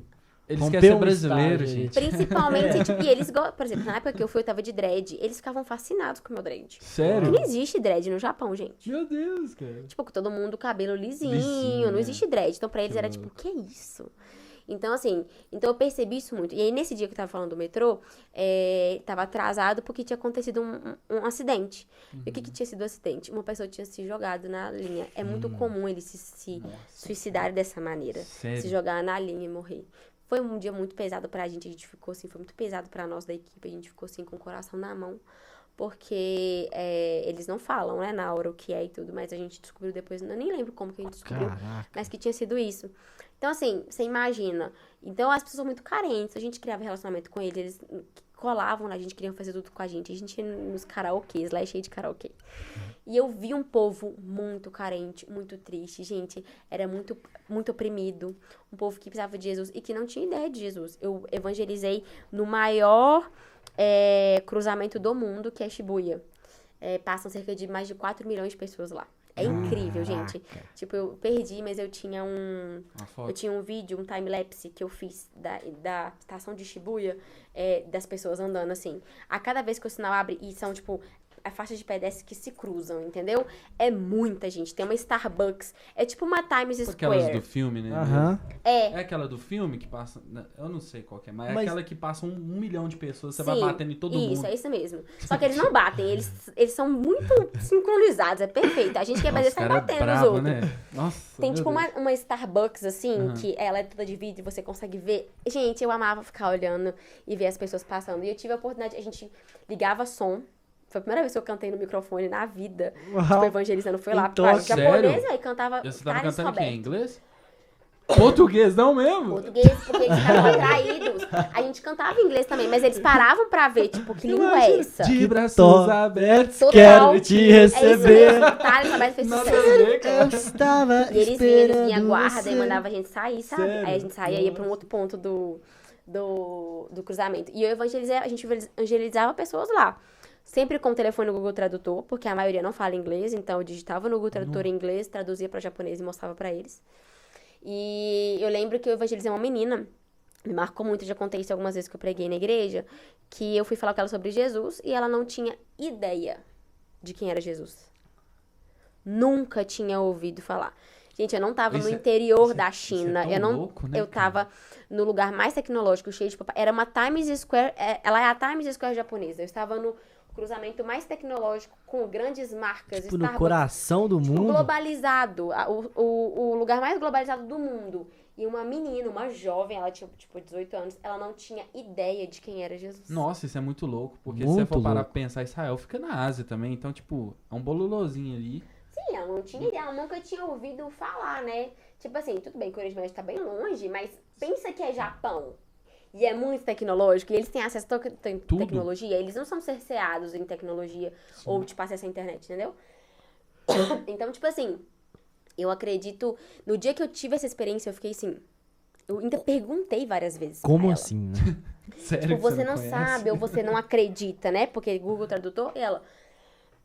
Desculpa, gente. Eu vou até tomar mais água aqui. Eu acho que ela, não a Nara, acreditava. a Ela não tinha Nara ideia de deve, que era. a Nara deve ter tido uma inspiração que ela até falou o quê em japonês, tipo, Na moral, porque... Nossa, como cara. assim?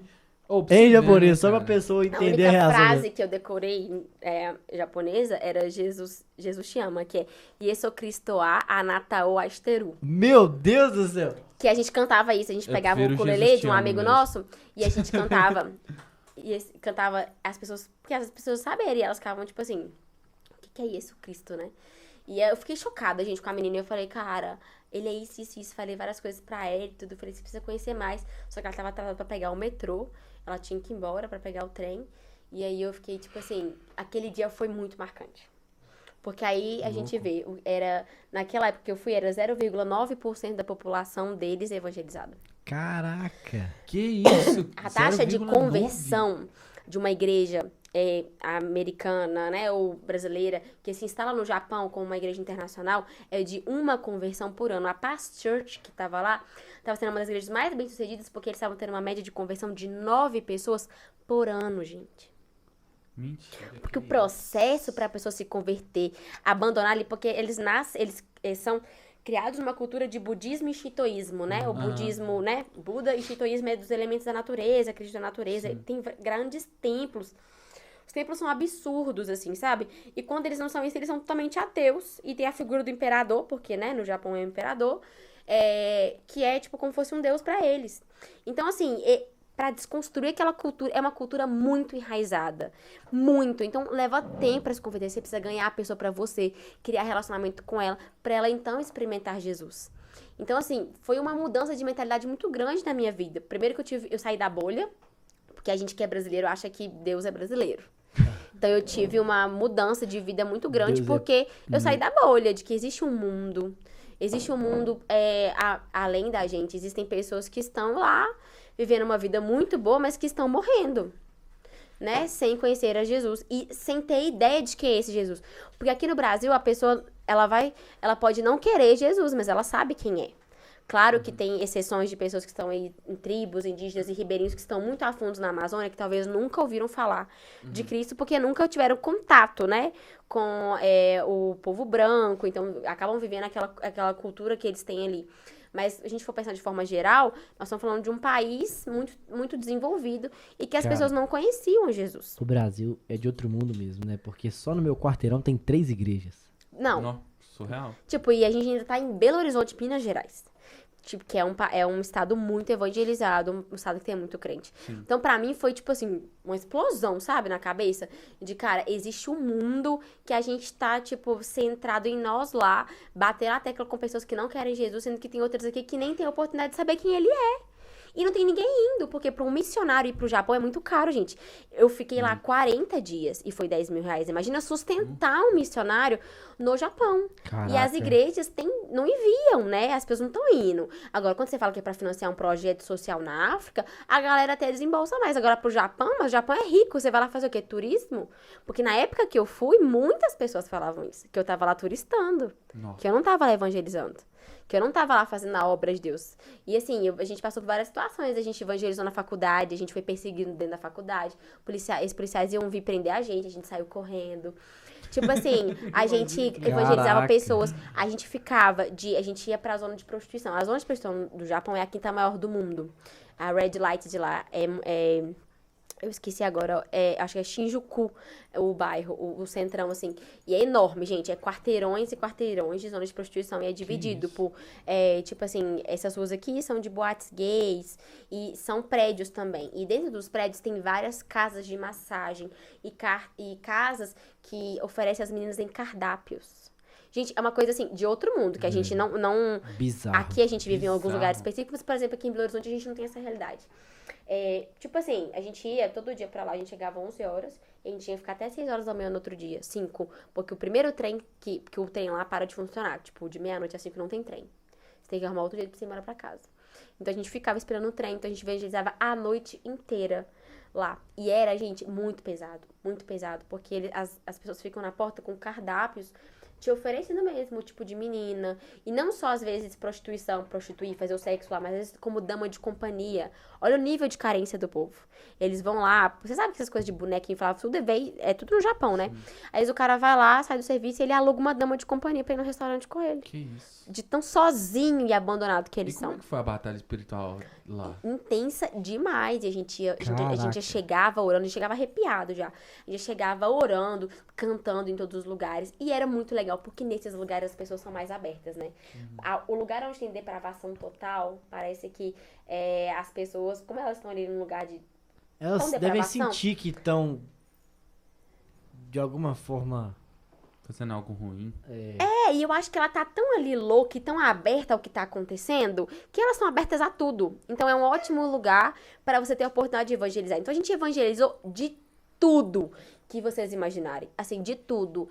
Foi muito forte pra gente. A gente evangelizou. E gente de todo tipo. Porque como é um país desenvolvido, muitas pessoas vão pra lá também pra ganhar a vida, tipo americano. Então tem muito nigeriano, muito nepalense, muito indiano, que tenta uma vida melhor no Japão, né? Porque é uma vida melhor mesmo. No sentido financeiro, né, de condição de vida. Então eu evangelizei, cara, nigerianos, evangelizei gente assim, a gente evangelizou desde boate de segurança até os meninos entraram em boates, evangelizaram as meninas, boates de striptease, tipo assim, evangelizaram as meninas que estavam lá se despindo e dançando. A gente evangelizou de tudo. E foi uma experiência muito profunda pra mim, por quê? Porque lá que eu tive, assim, foi lá que Deus virou uma chave a respeito do meu chamado específico com mulheres. Então, porque eu tenho um chamado de missionária transcultural, mas Deus sempre falou algo muito específico comigo, em respeito de mulheres, de causas sociais que eu quero trabalhar com mulheres nas nações que Deus me enviar. E lá eu tive a experiência de ver isso. A gente tava, tipo, de madrugada, nessa red light, e aí eu vi uma menina sendo arrastada pra dentro de um clube. Tipo, ela tava sendo obrigada a se prostituir. Caraca. E aí eu fiquei desesperada, comecei a chorar e gritar e pedir pros meninos que estavam comigo entrar lá pra poder tirar a menina de lá, né, gente? Sim. Né? E aí os meninos tentaram e tudo, só que apareceu dois seguranças enormes, Não. mandaram pra eles pra fora, tipo assim, não entra aqui. E eu comecei a chorar, porque eu fiquei pensando o que ia acontecer com aquela menina lá dentro. Eu não sabia o que estava acontecendo, ela estava sendo obrigada, era uma prostituição forçada, né? Não sabia se ela tinha sido traficada de algum lugar, nada. E eu fiquei desesperada, gente, eu chorava, e os meninos, tipo assim, calma, Nara, só que a gente não podia entrar e não podia fazer nada. Eu não pude fazer nada. E naquele dia foi muito profundo, porque a gente voltou pra casa dos pastores que a gente tava, né, nesse tempo no Japão. E foi muito forte, assim, Deus falando com a gente. E foi ali que Deus fez uma revelação muito profunda pro meu coração sobre o poder da nossa oração. Deus falou comigo assim, olha, a sua oração chega a lugares que as suas mãos nunca vai chegar. Uau. E eu fiquei, tipo assim, em crise, falando, tipo assim, eu não quero só orar por ela, eu quero ir lá e resgatar ela, tirar ela de lá e levar ela comigo. Tipo assim, eu tava vendo uma outra menina, uma outra mulher sendo obrigada a se prostituir. Gente, isso pra mim foi um impacto tão grande. E Deus falou comigo assim, você precisa crer que o poder da sua oração pode libertar ela. Porque muitas vezes, por eu ter esse senso de justiça muito grande, Deus vai me enviar para lugares, me colocar em situações que eu não vou poder fazer nada. Eu não vou conseguir chegar, eu não vou colocar minha mão, não vou conseguir tirar a pessoa daquela situação da maneira como eu quero. Mas a minha oração pode mover de uma maneira que ela pode ser liberta naquele mesmo dia. Se a fé for do tamanho do grão de mostarda... Exatamente. Verdade. E foi aí que Deus falou, isso veio muito forte no meu coração, assim. E Deus começou a me ensinar sobre isso, porque para trabalhar com pessoas, missões transculturais, tudo isso que queima no meu coração, em muitos momentos eu vou me ver impotente, porque eu não vou conseguir mudar uma realidade. Mas se eu orar, o meu Deus pode mudar. Mas na hora que você vive é muito difícil de você entender isso, né? Verdade. Cara, vamos só ler uns comentários aqui, sem compromisso? Bora aí. Ó. Então, Nicole Siqueira compromisso. mandou um coração.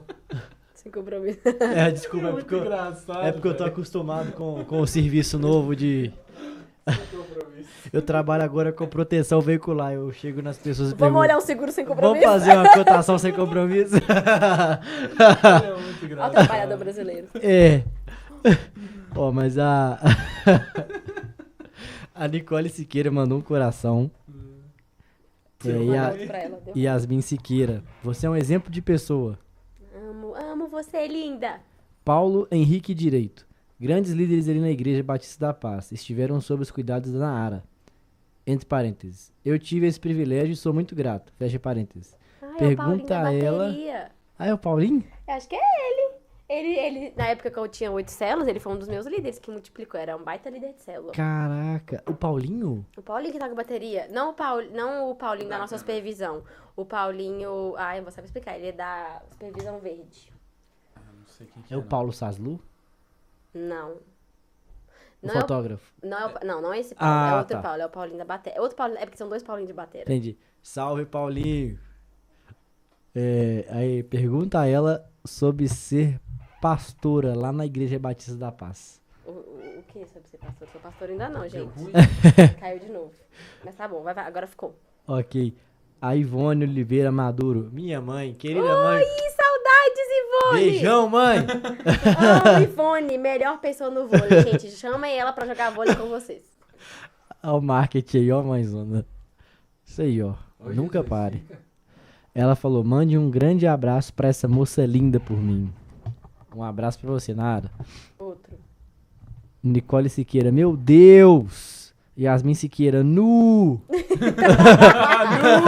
Nu! Ó o mineiro. Gabriela Marques, corações, corações, mais corações. E ela disse, me sinto convencida, mas quero muito alcançar essa mudança de vida. Amém. Amém. Todos nós Glória a queremos, né, na verdade. Nós estamos lutando contra a nossa carne, para que a glória de Deus, a sua graça esteja sobre nós, nos aperfeiçoando dia após dia. E a Ivone de Oliveira Maduro, que é minha mamma mia, qual sua opinião sobre o feminismo? Estou amando. Beijos.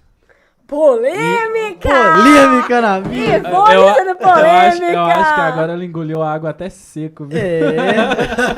Bom, a gente disse que não ia entrar nesses aspectos, Vamos mas para já os que reclames a do mãe Plim do Plim. Henrique perguntou... Mas aí, voltando sobre lá no Japão, gente, Moçambique também é muito bom. Tô brincando, gente. Não me esquivo.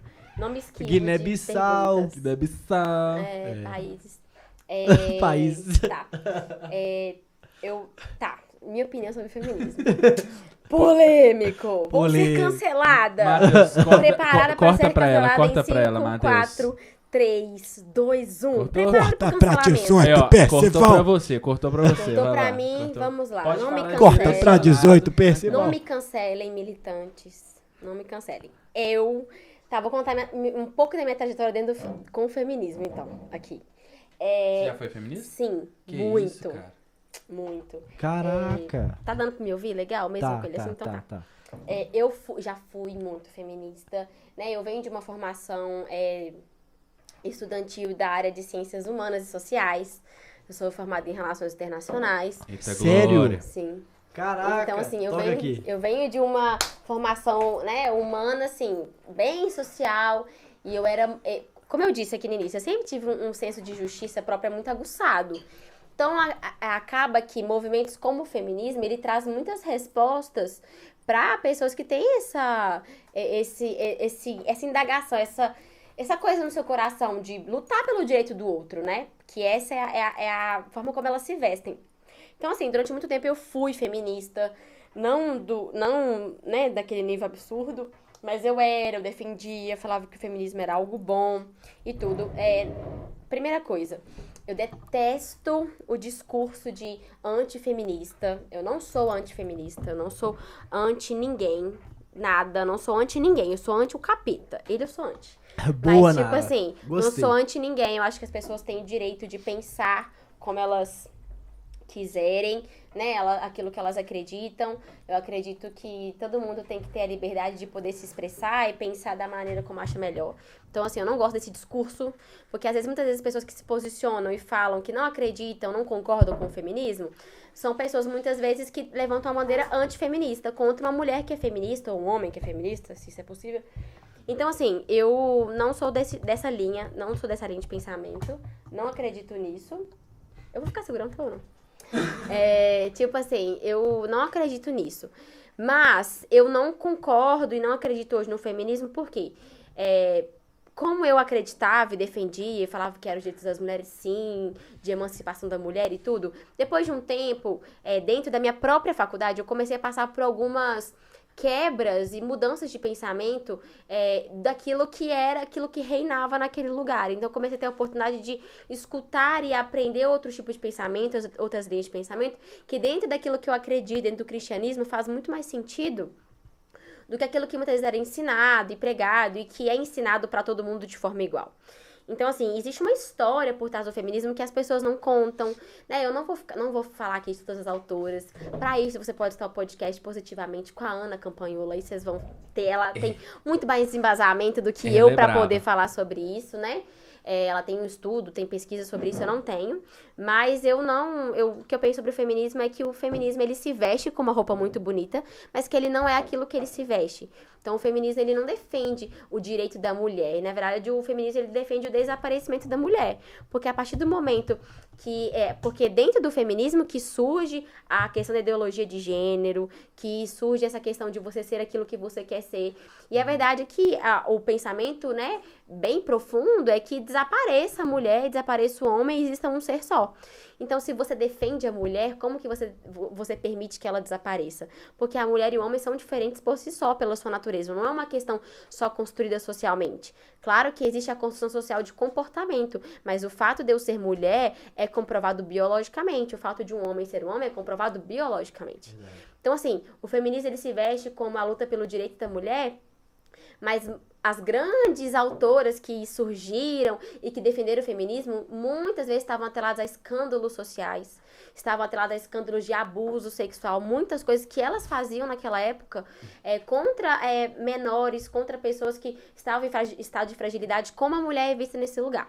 Então, assim, eu não defendo a bandeira do feminismo. Eu acredito que por trás do feminismo tem essa questão de ideologia de gênero que nasce dentro do feminismo, sim. Tem comprovações, estudos, vocês vão achar aí. Eu acredito que o feminismo, ele não defende o direito da mulher, mas ele defende a revolução sexual. O feminismo, pra mim, ele quer a revolução sexual. Todos os discursos, você vai ver, ele pode falar um pouco sobre o direito da mulher, mas sempre vai falar sobre o direito de emancipação sexual, da mulher poder fazer sexo com quem ela quiser, com quantos ela quiser, e que isso nunca foi proibido. Claro que existe uma estrutura patriarcal, a qual eu defendo, porque eu acredito no patriarcalismo, porque eu acredito na Bíblia, onde o homem é o sacerdote do lar, onde o homem é aquele que provê, né? Não só financeiramente, mas em outros sentidos. Mas eu acredito também que o fato de eu não defender o feminismo não quer dizer que eu fale que não existe machismo, porque existe. A gente sabe que a mulher, ela sempre foi vista, né? Talvez como objeto, e o homem trata a mulher, porque é sempre assim, você sempre trata aquele que é mais indefeso, mais fraco, de uma forma inferior. Então a mulher é mais fraca do que o homem, biologicamente, né? Falando. Então, muitas vezes a mulher sempre foi alvo da violência do homem. E dessa questão de colocar a mulher num lugar onde ela não pode se expressar, onde ela não tem direito de fazer as coisas. Isso existe no mundo. Mas não é o feminismo que vai mudar essa injustiça, né? Não é um movimento social. Então, além disso, o feminismo defende o aborto, né? Defende a liberdade, onde a mulher ela que julga, meu corpo, minhas regras. Tipo assim, se uma pessoa acredita nisso, ela tem todo o direito de acreditar. Eu não acredito. Acredito que o meu corpo é templo do Espírito Santo. E a regra que ele é imposta a ele é imposta a regra que Cristo coloca. Então, assim, eu sou uma mulher cristã. E como uma mulher cristã que acredita na Bíblia, eu não tem como eu defender e acreditar no feminismo como uma solução ou como uma defesa. Porque eu acredito na Bíblia. Então, assim, eu não preciso de um movimento para me defender, porque aquele que me defendeu já morreu numa cruz. Então, é Jesus que garante os direitos para homens e mulheres, né? Jesus que fala que não é mais para gentios, nem judeus, nem escravos, nem livres, o acesso a ele, é ele que traz transformação de vida, é ele que muda as mentes, é ele que entra na vida de uma mulher, não vai permitir, vai ajudar ela a saber a hora certa de ter um filho ou não. Então, assim, por esses fatores e tantos outros que eu não acredito no feminismo, não acho que é possível uma mulher cristã ser feminista, porque vai contra aquilo que a gente acredita sobre a vida, né, sobre o aborto, sobre a questão do casamento, sobre a questão da mulher como posicionar. Isso quer dizer que eu acho que a mulher tem que ser extremamente omissa, deve viver dentro de casa e o homem manda e desmanda nela? Não é sobre isso. A mulher tem direito de trabalhar, ela tem direito de ser dona de empresa, ela pode ser, tipo assim, ela pode ser quem ela quiser profissionalmente, ela tem direito de receber igual a qualquer outro homem, fazendo a mesma função que ela faz. E isso são direitos do indivíduo, não é só da mulher, né? Se a mulher recebe mesmo, ela precisa receber o mesmo tanto por aquilo que ela ganha. Essas coisas eu sempre vou defender, dela ser vista pela sociedade como igual. Porém, nós somos iguais, homem e mulher, com papéis diferentes, porque biologicamente nós somos feitos diferentes. Questões mesmo científicas que comprovam a visão, a forma de pensar da mulher e do homem são diferentes.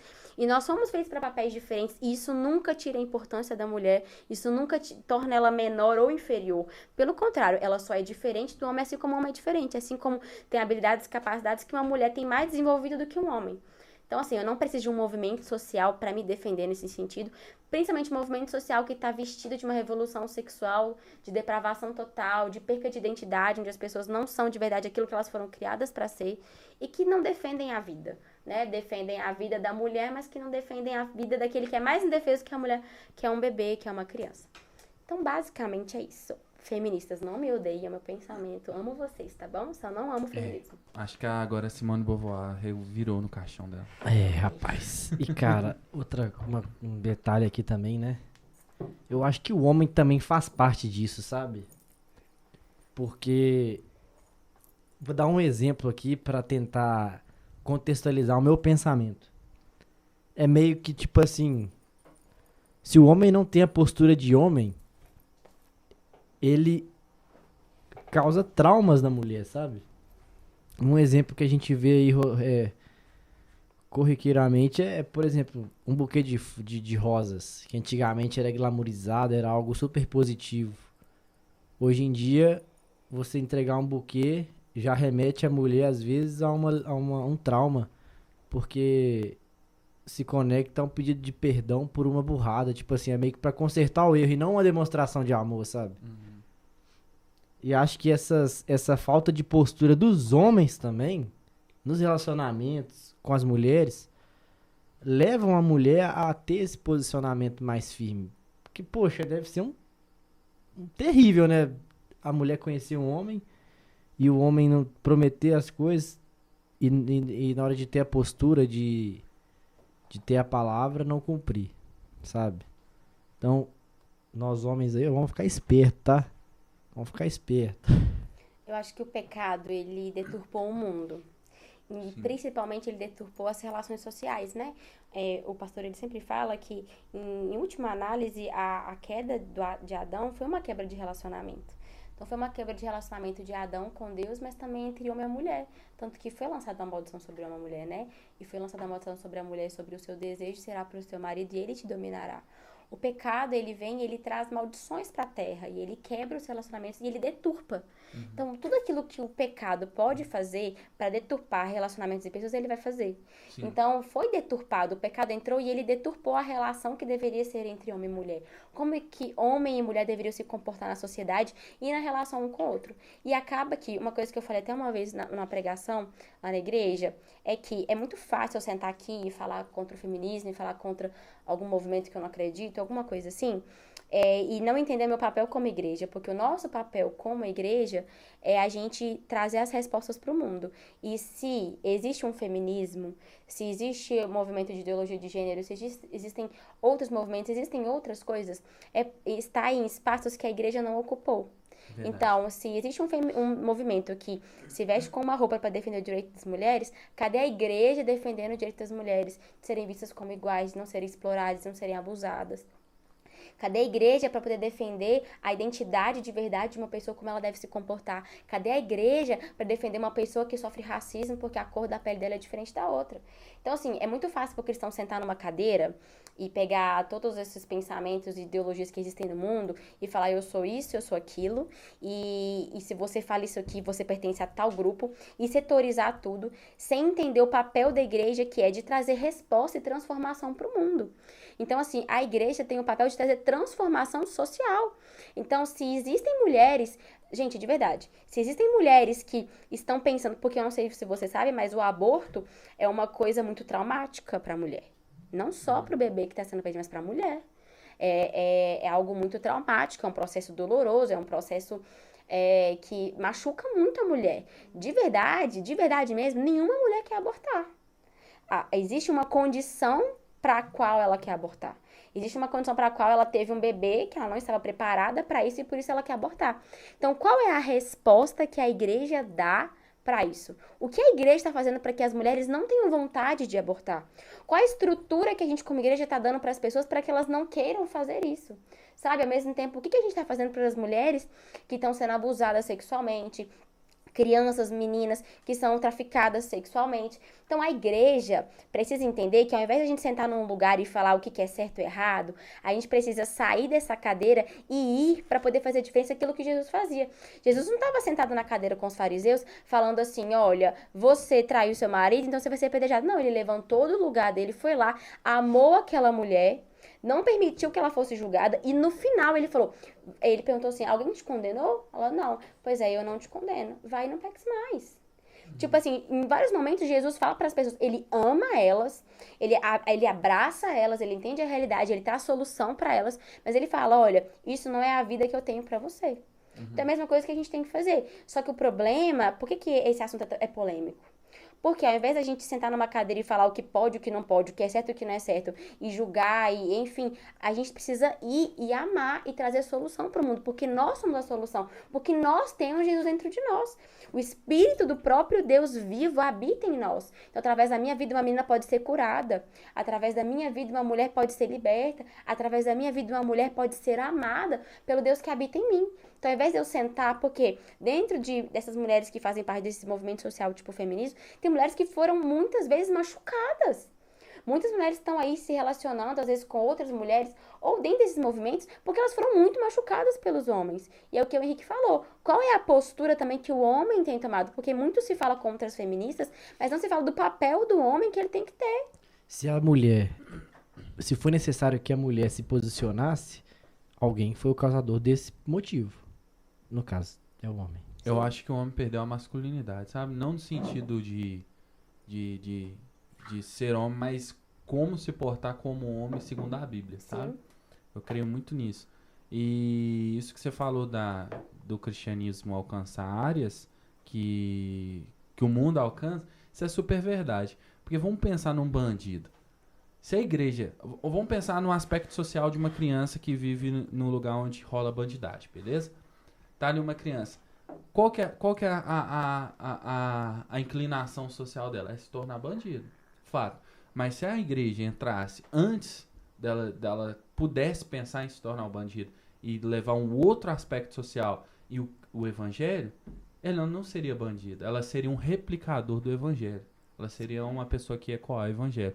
Eu concordo super. Muito top, Sim. muito top. Bom, mas tem um negócio, Henrique, que ela não terminou de falar, que ela tem que falar. Que ela foi pro Japão, mas também foi pra Moçambique. Onde você achou mais difícil pregar? Eu creio que no Japão deve ser muito mais difícil. Muito mais. No Japão, muito mais, porque em Moçambique eles são muito mais abertos. Uhum. E eles também têm uma fome e sede por Jesus muito maior que eu vi no Brasil, sabe?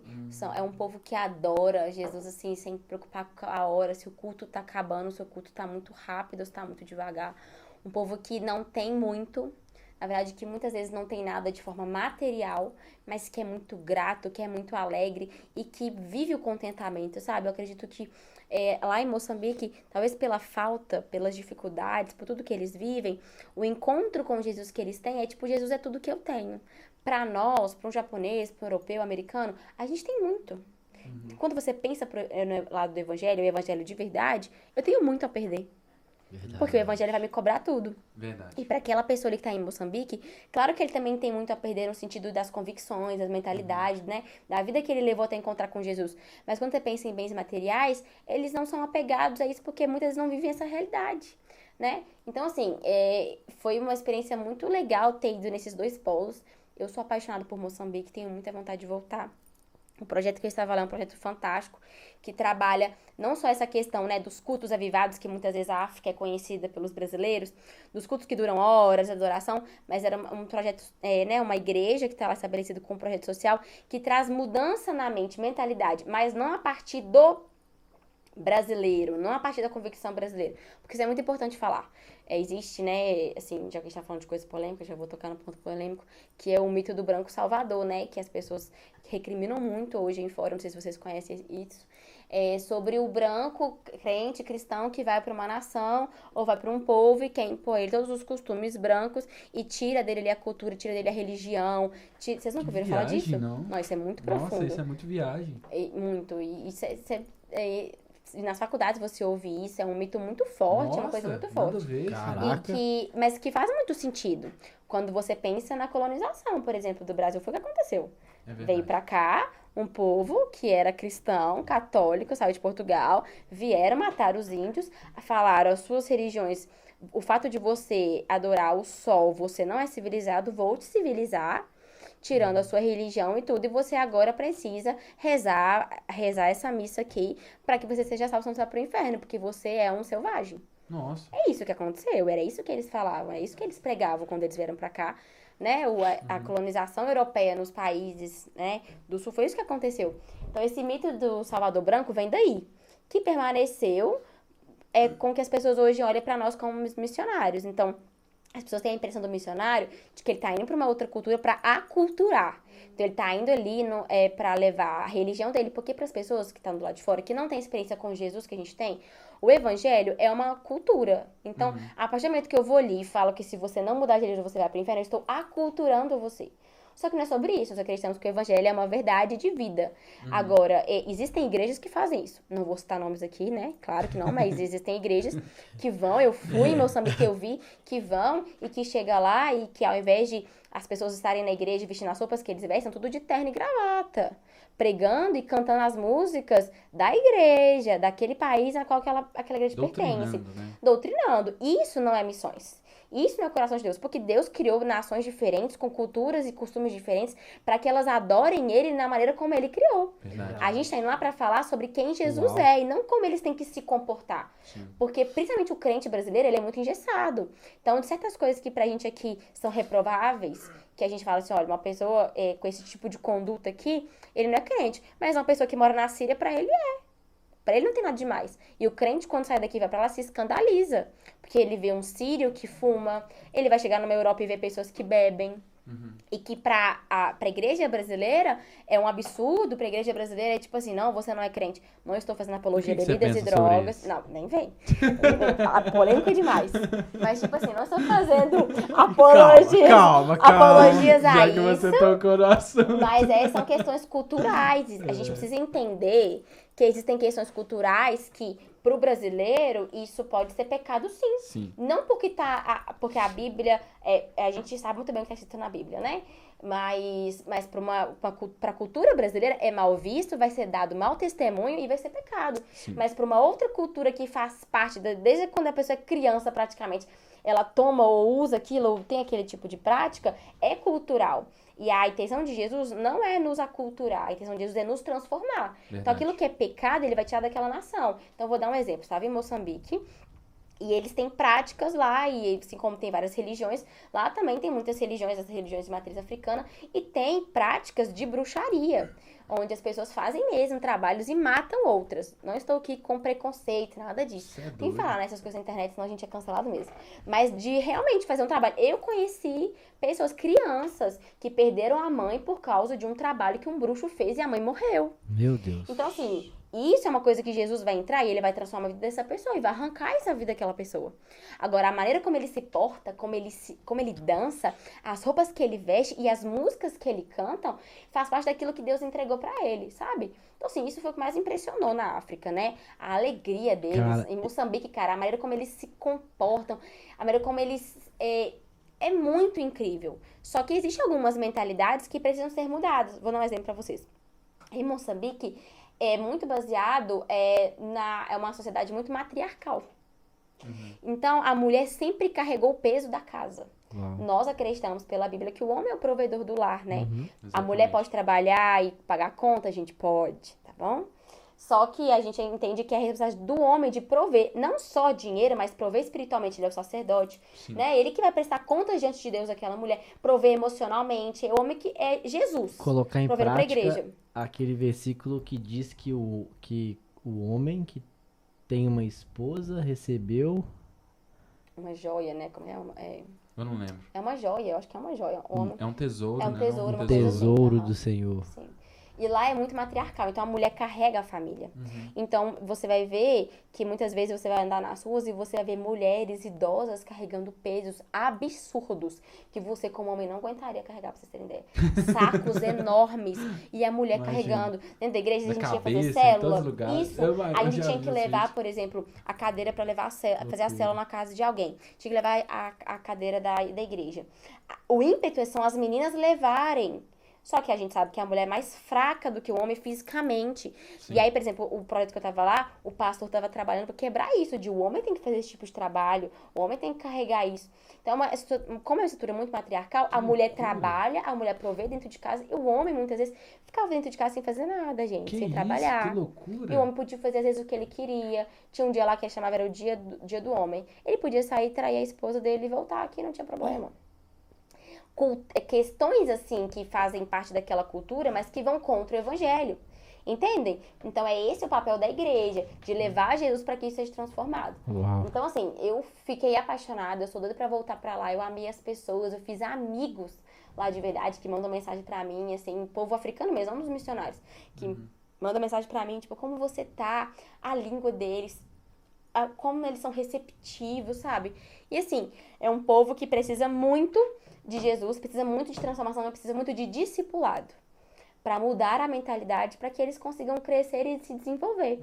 Então eu vejo essa igreja que tá lá, né, do pessoal do Plantando dos Pés na África, mudando a mentalidade de jovens que talvez antes da igreja nunca iriam conseguir fazer um curso, fazer faculdade, se desenvolverem profissionalmente, porque a cultura daquele lugar, que a gente estava ali, tipo um distrito de Maputo, que é a capital, né, de Moçambique, não iam dar conta de fazer, mas que a igreja foi incentivando, a igreja foi investindo neles, ajudando para que eles conseguissem. A gente está fazendo faculdade que nunca pensaria o que ia fazer.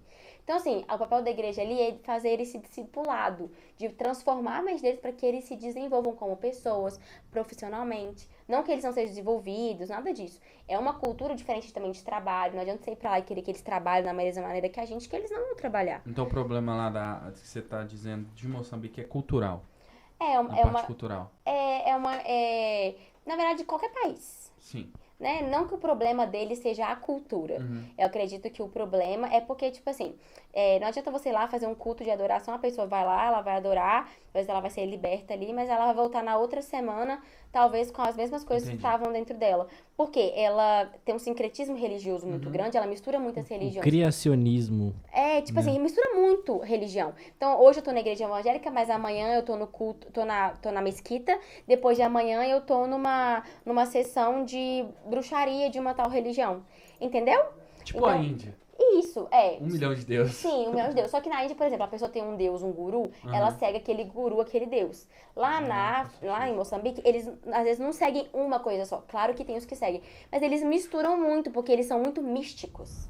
Eles são muito místicos. Então o evangelho precisa entrar ali para quebrar essa misticidade, para trazer a verdade do evangelho, que a gente conversou no início sobre racional. Então não é que o problema não é a cultura deles, a cultura deles é linda. O que precisa ser mudado talvez é esse misticismo que atrapalha eles de ver uma fé racional, sólida, que traz transformação de vida para as famílias, para as crianças.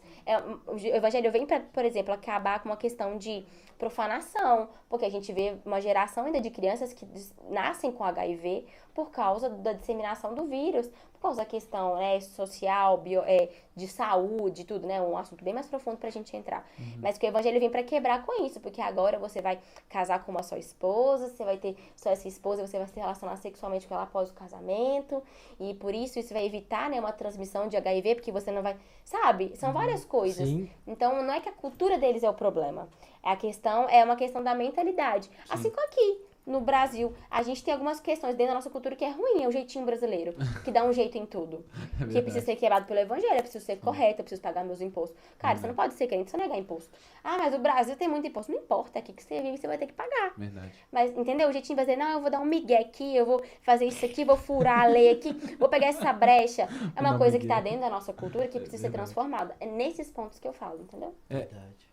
E com relação ao Brasil, você fez missões nesses 2 países? Sim, aqui no Brasil eu fui pro sertão, já fui pro sertão de Pernambuco, sertão do Ceará, Nossa, como, tipo assim, missionária, e também o sertão de Minas, também já fui pro sertão de Minas, e já fui pra uma aldeia indígena em uma vila que tem na Bahia. Uau. Então, dentro que top. do Brasil foi isso. Cara, só um comentário a respeito de Moçambique Fala aí. ainda. Eu lembro que eu vi a entrevista do sargento Marco Antônio do Exército Brasileiro.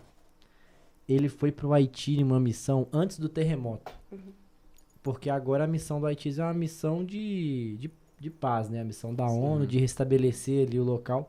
Mas antes do terremoto, o Brasil foi pro Haiti para restabelecer a região que estava tomada por rebeldes. E ele fala lá que ele era atirador, né? Ele fala que tiveram vários confrontos entre o exército e os rebeldes haitianos. E ele falou que o povo tinha tanta convicção no voodoo, nessas bruxarias deles aí, que eles iam acima dos atiradores como se o que eles acreditassem fosse salvar eles. Meu Deus. Tipo, eu fiz o voodoo e o cara vai morrer na hora que eu chegar perto dele. Pra você ter ideia do nível tipo, a diferença que há, né, entre a nossa racionalidade cristã, porque, né, na palavra fala, prestar um culto racional. E esses misticismos, essas loucuras. Quando ele falou isso, eu falei, caraca, que maluquice. Porque eles acreditam nisso como a gente acredita em Deus, né? A mesma coisa a gente pode falar de muçulmanos, a gente pode falar, Obviamente. por exemplo, dos hindus também, né? Que eles acreditam nisso como uma verdade, né? Pro mundo existem várias verdades. Então eles acreditam nisso como uma verdade que a gente acredita. Tipo, por exemplo, Davi e Golias. Davi foi pra cima de Golias, tipo esse cara aí do voodoo, cara. Tipo assim, quem é esse circunciso que vem contra o Deus de Israel? Um tuquinho de gente com uma funda. Tipo assim, 5 pedras, tudo bem que era uma coisa preparada, não era uma coisa que a gente pensa assim tão ilógico, mas é um pouco ilógico pensando Só no que tamanho Davi que havia Golias treinado antes. Davi havia matado um urso, um leão. Sim. Ele não chegou lá, tipo... Mas ele era muito pequeno, né? Perto de um sim. cara daquele, ele não fazia parte do exército. Ele não era qualificado pra estar no exército. Porque ele tinha uma crença muito forte que o Deus do exército, o Deus dele, o Senhor dos exércitos, ia salvar ele. Mesma coisa desse cara. Por isso que, tipo, eu acredito que uma das coisas que Deus mais abomina é a idolatria. Porque quando você pega e coloca algo no lugar de Deus, né?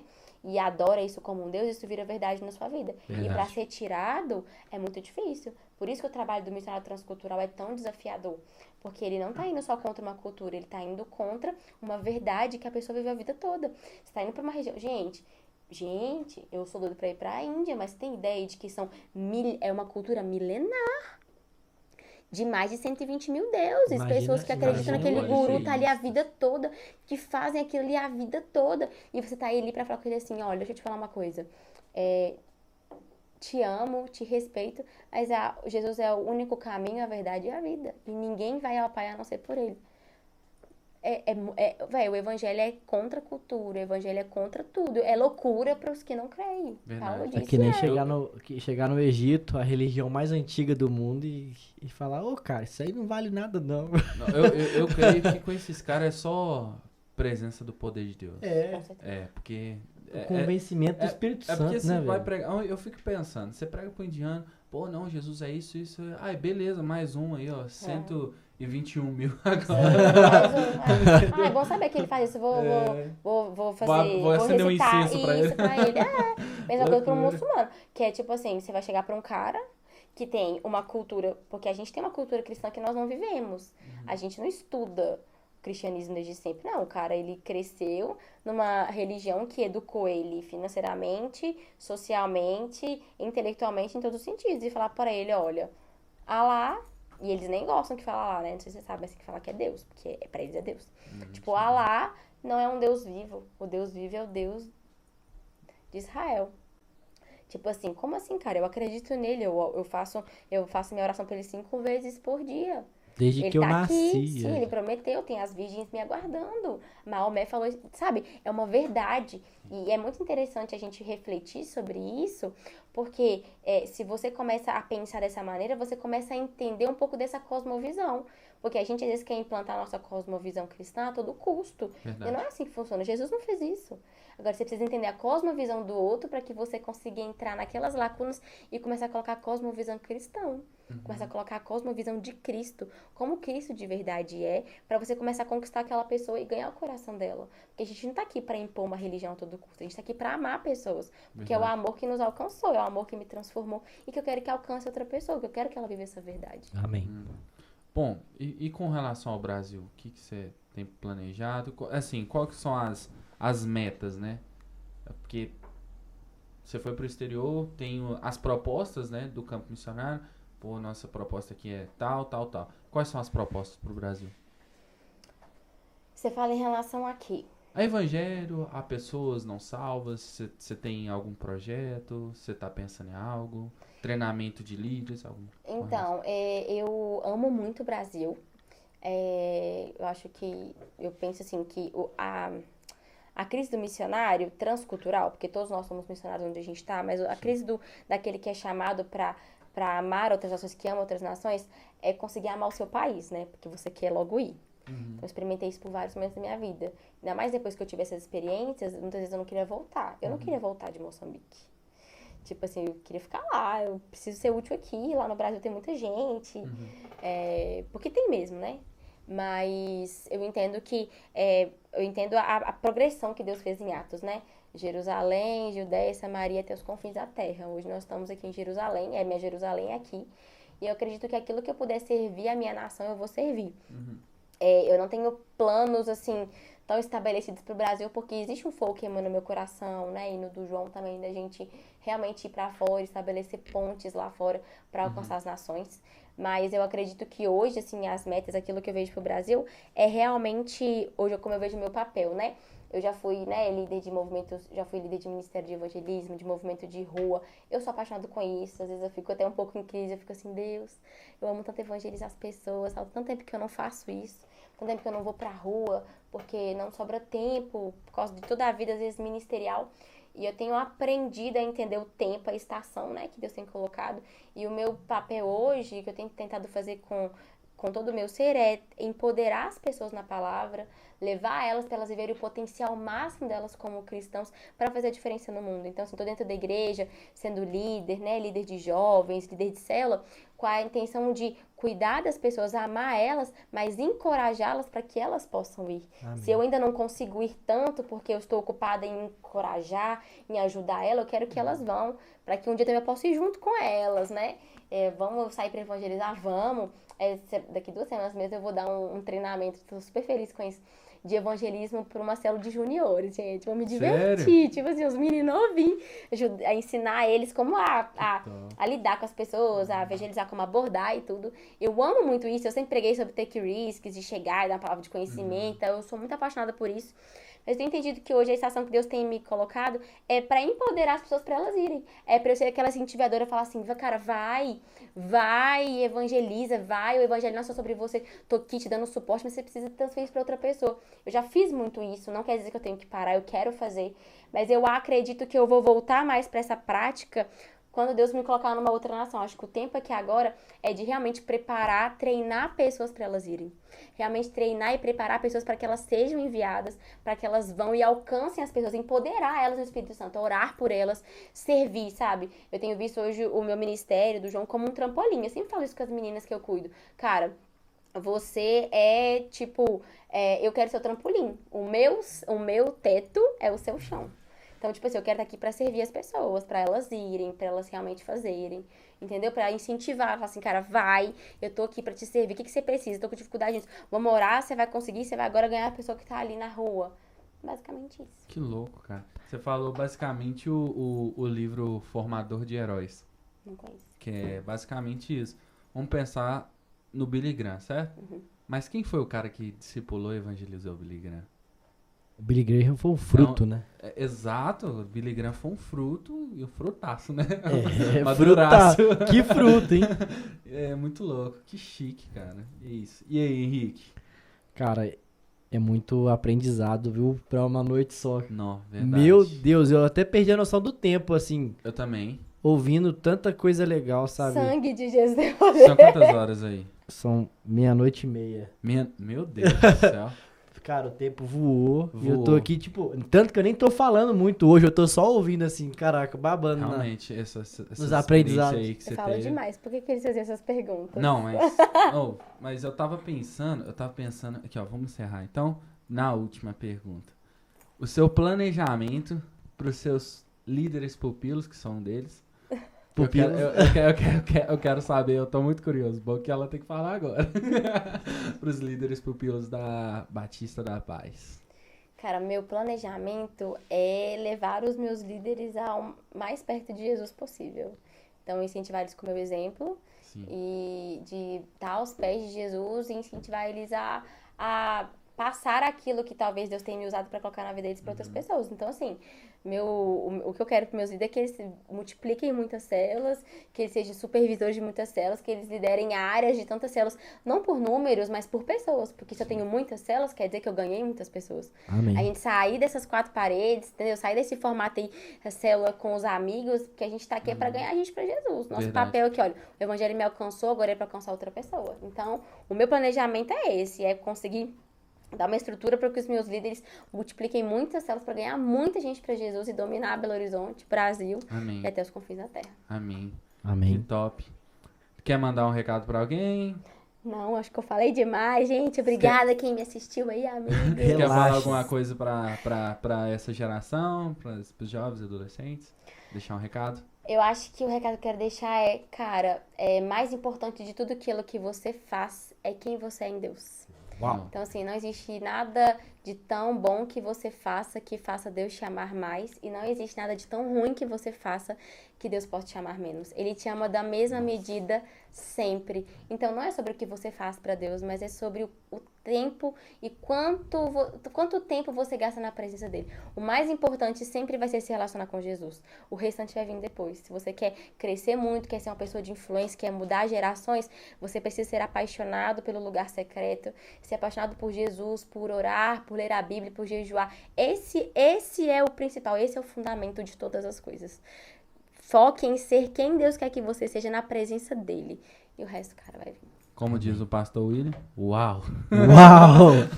E a Clarinha Muito também. top. Salve Muito pra top. Clarinha da igreja. Bom, então, Uau! vai Salve falar... pra Lari, minha discípula que tá aqui me acompanhando, gente. verdade. Tá aqui Fala, até agora. Lari. Ela não tá aparecendo, mas ela tá aqui, ó. Verdade. Doida pra dormir, mas aqui comigo. Bom, Henrique, vai falar mais alguma coisa? Cara, vou falar assim, o versículo do dia, porque a gente já virou, né? Não é dia 6 de maio, mas já é dia 7, então... Efésios 6, 2 e 3. Honra teu pai e tua mãe, que é o primeiro mandamento com promessa, para que te vá bem e viva muito tempo sobre a terra. Outra coisa também que eu fiquei sabendo que faz você viver mais, dá like, se inscrever no canal e compartilhar pros amigos. É verdade. Bom, então vamos encerrar então. Galera, vamos encerrar aqui com a Nahara. Esse foi mais um 12-2 podcast e a gente te acompanha nos próximos capítulos. Né não, Henrique? É isso aí, irmão. Então até mais, gente.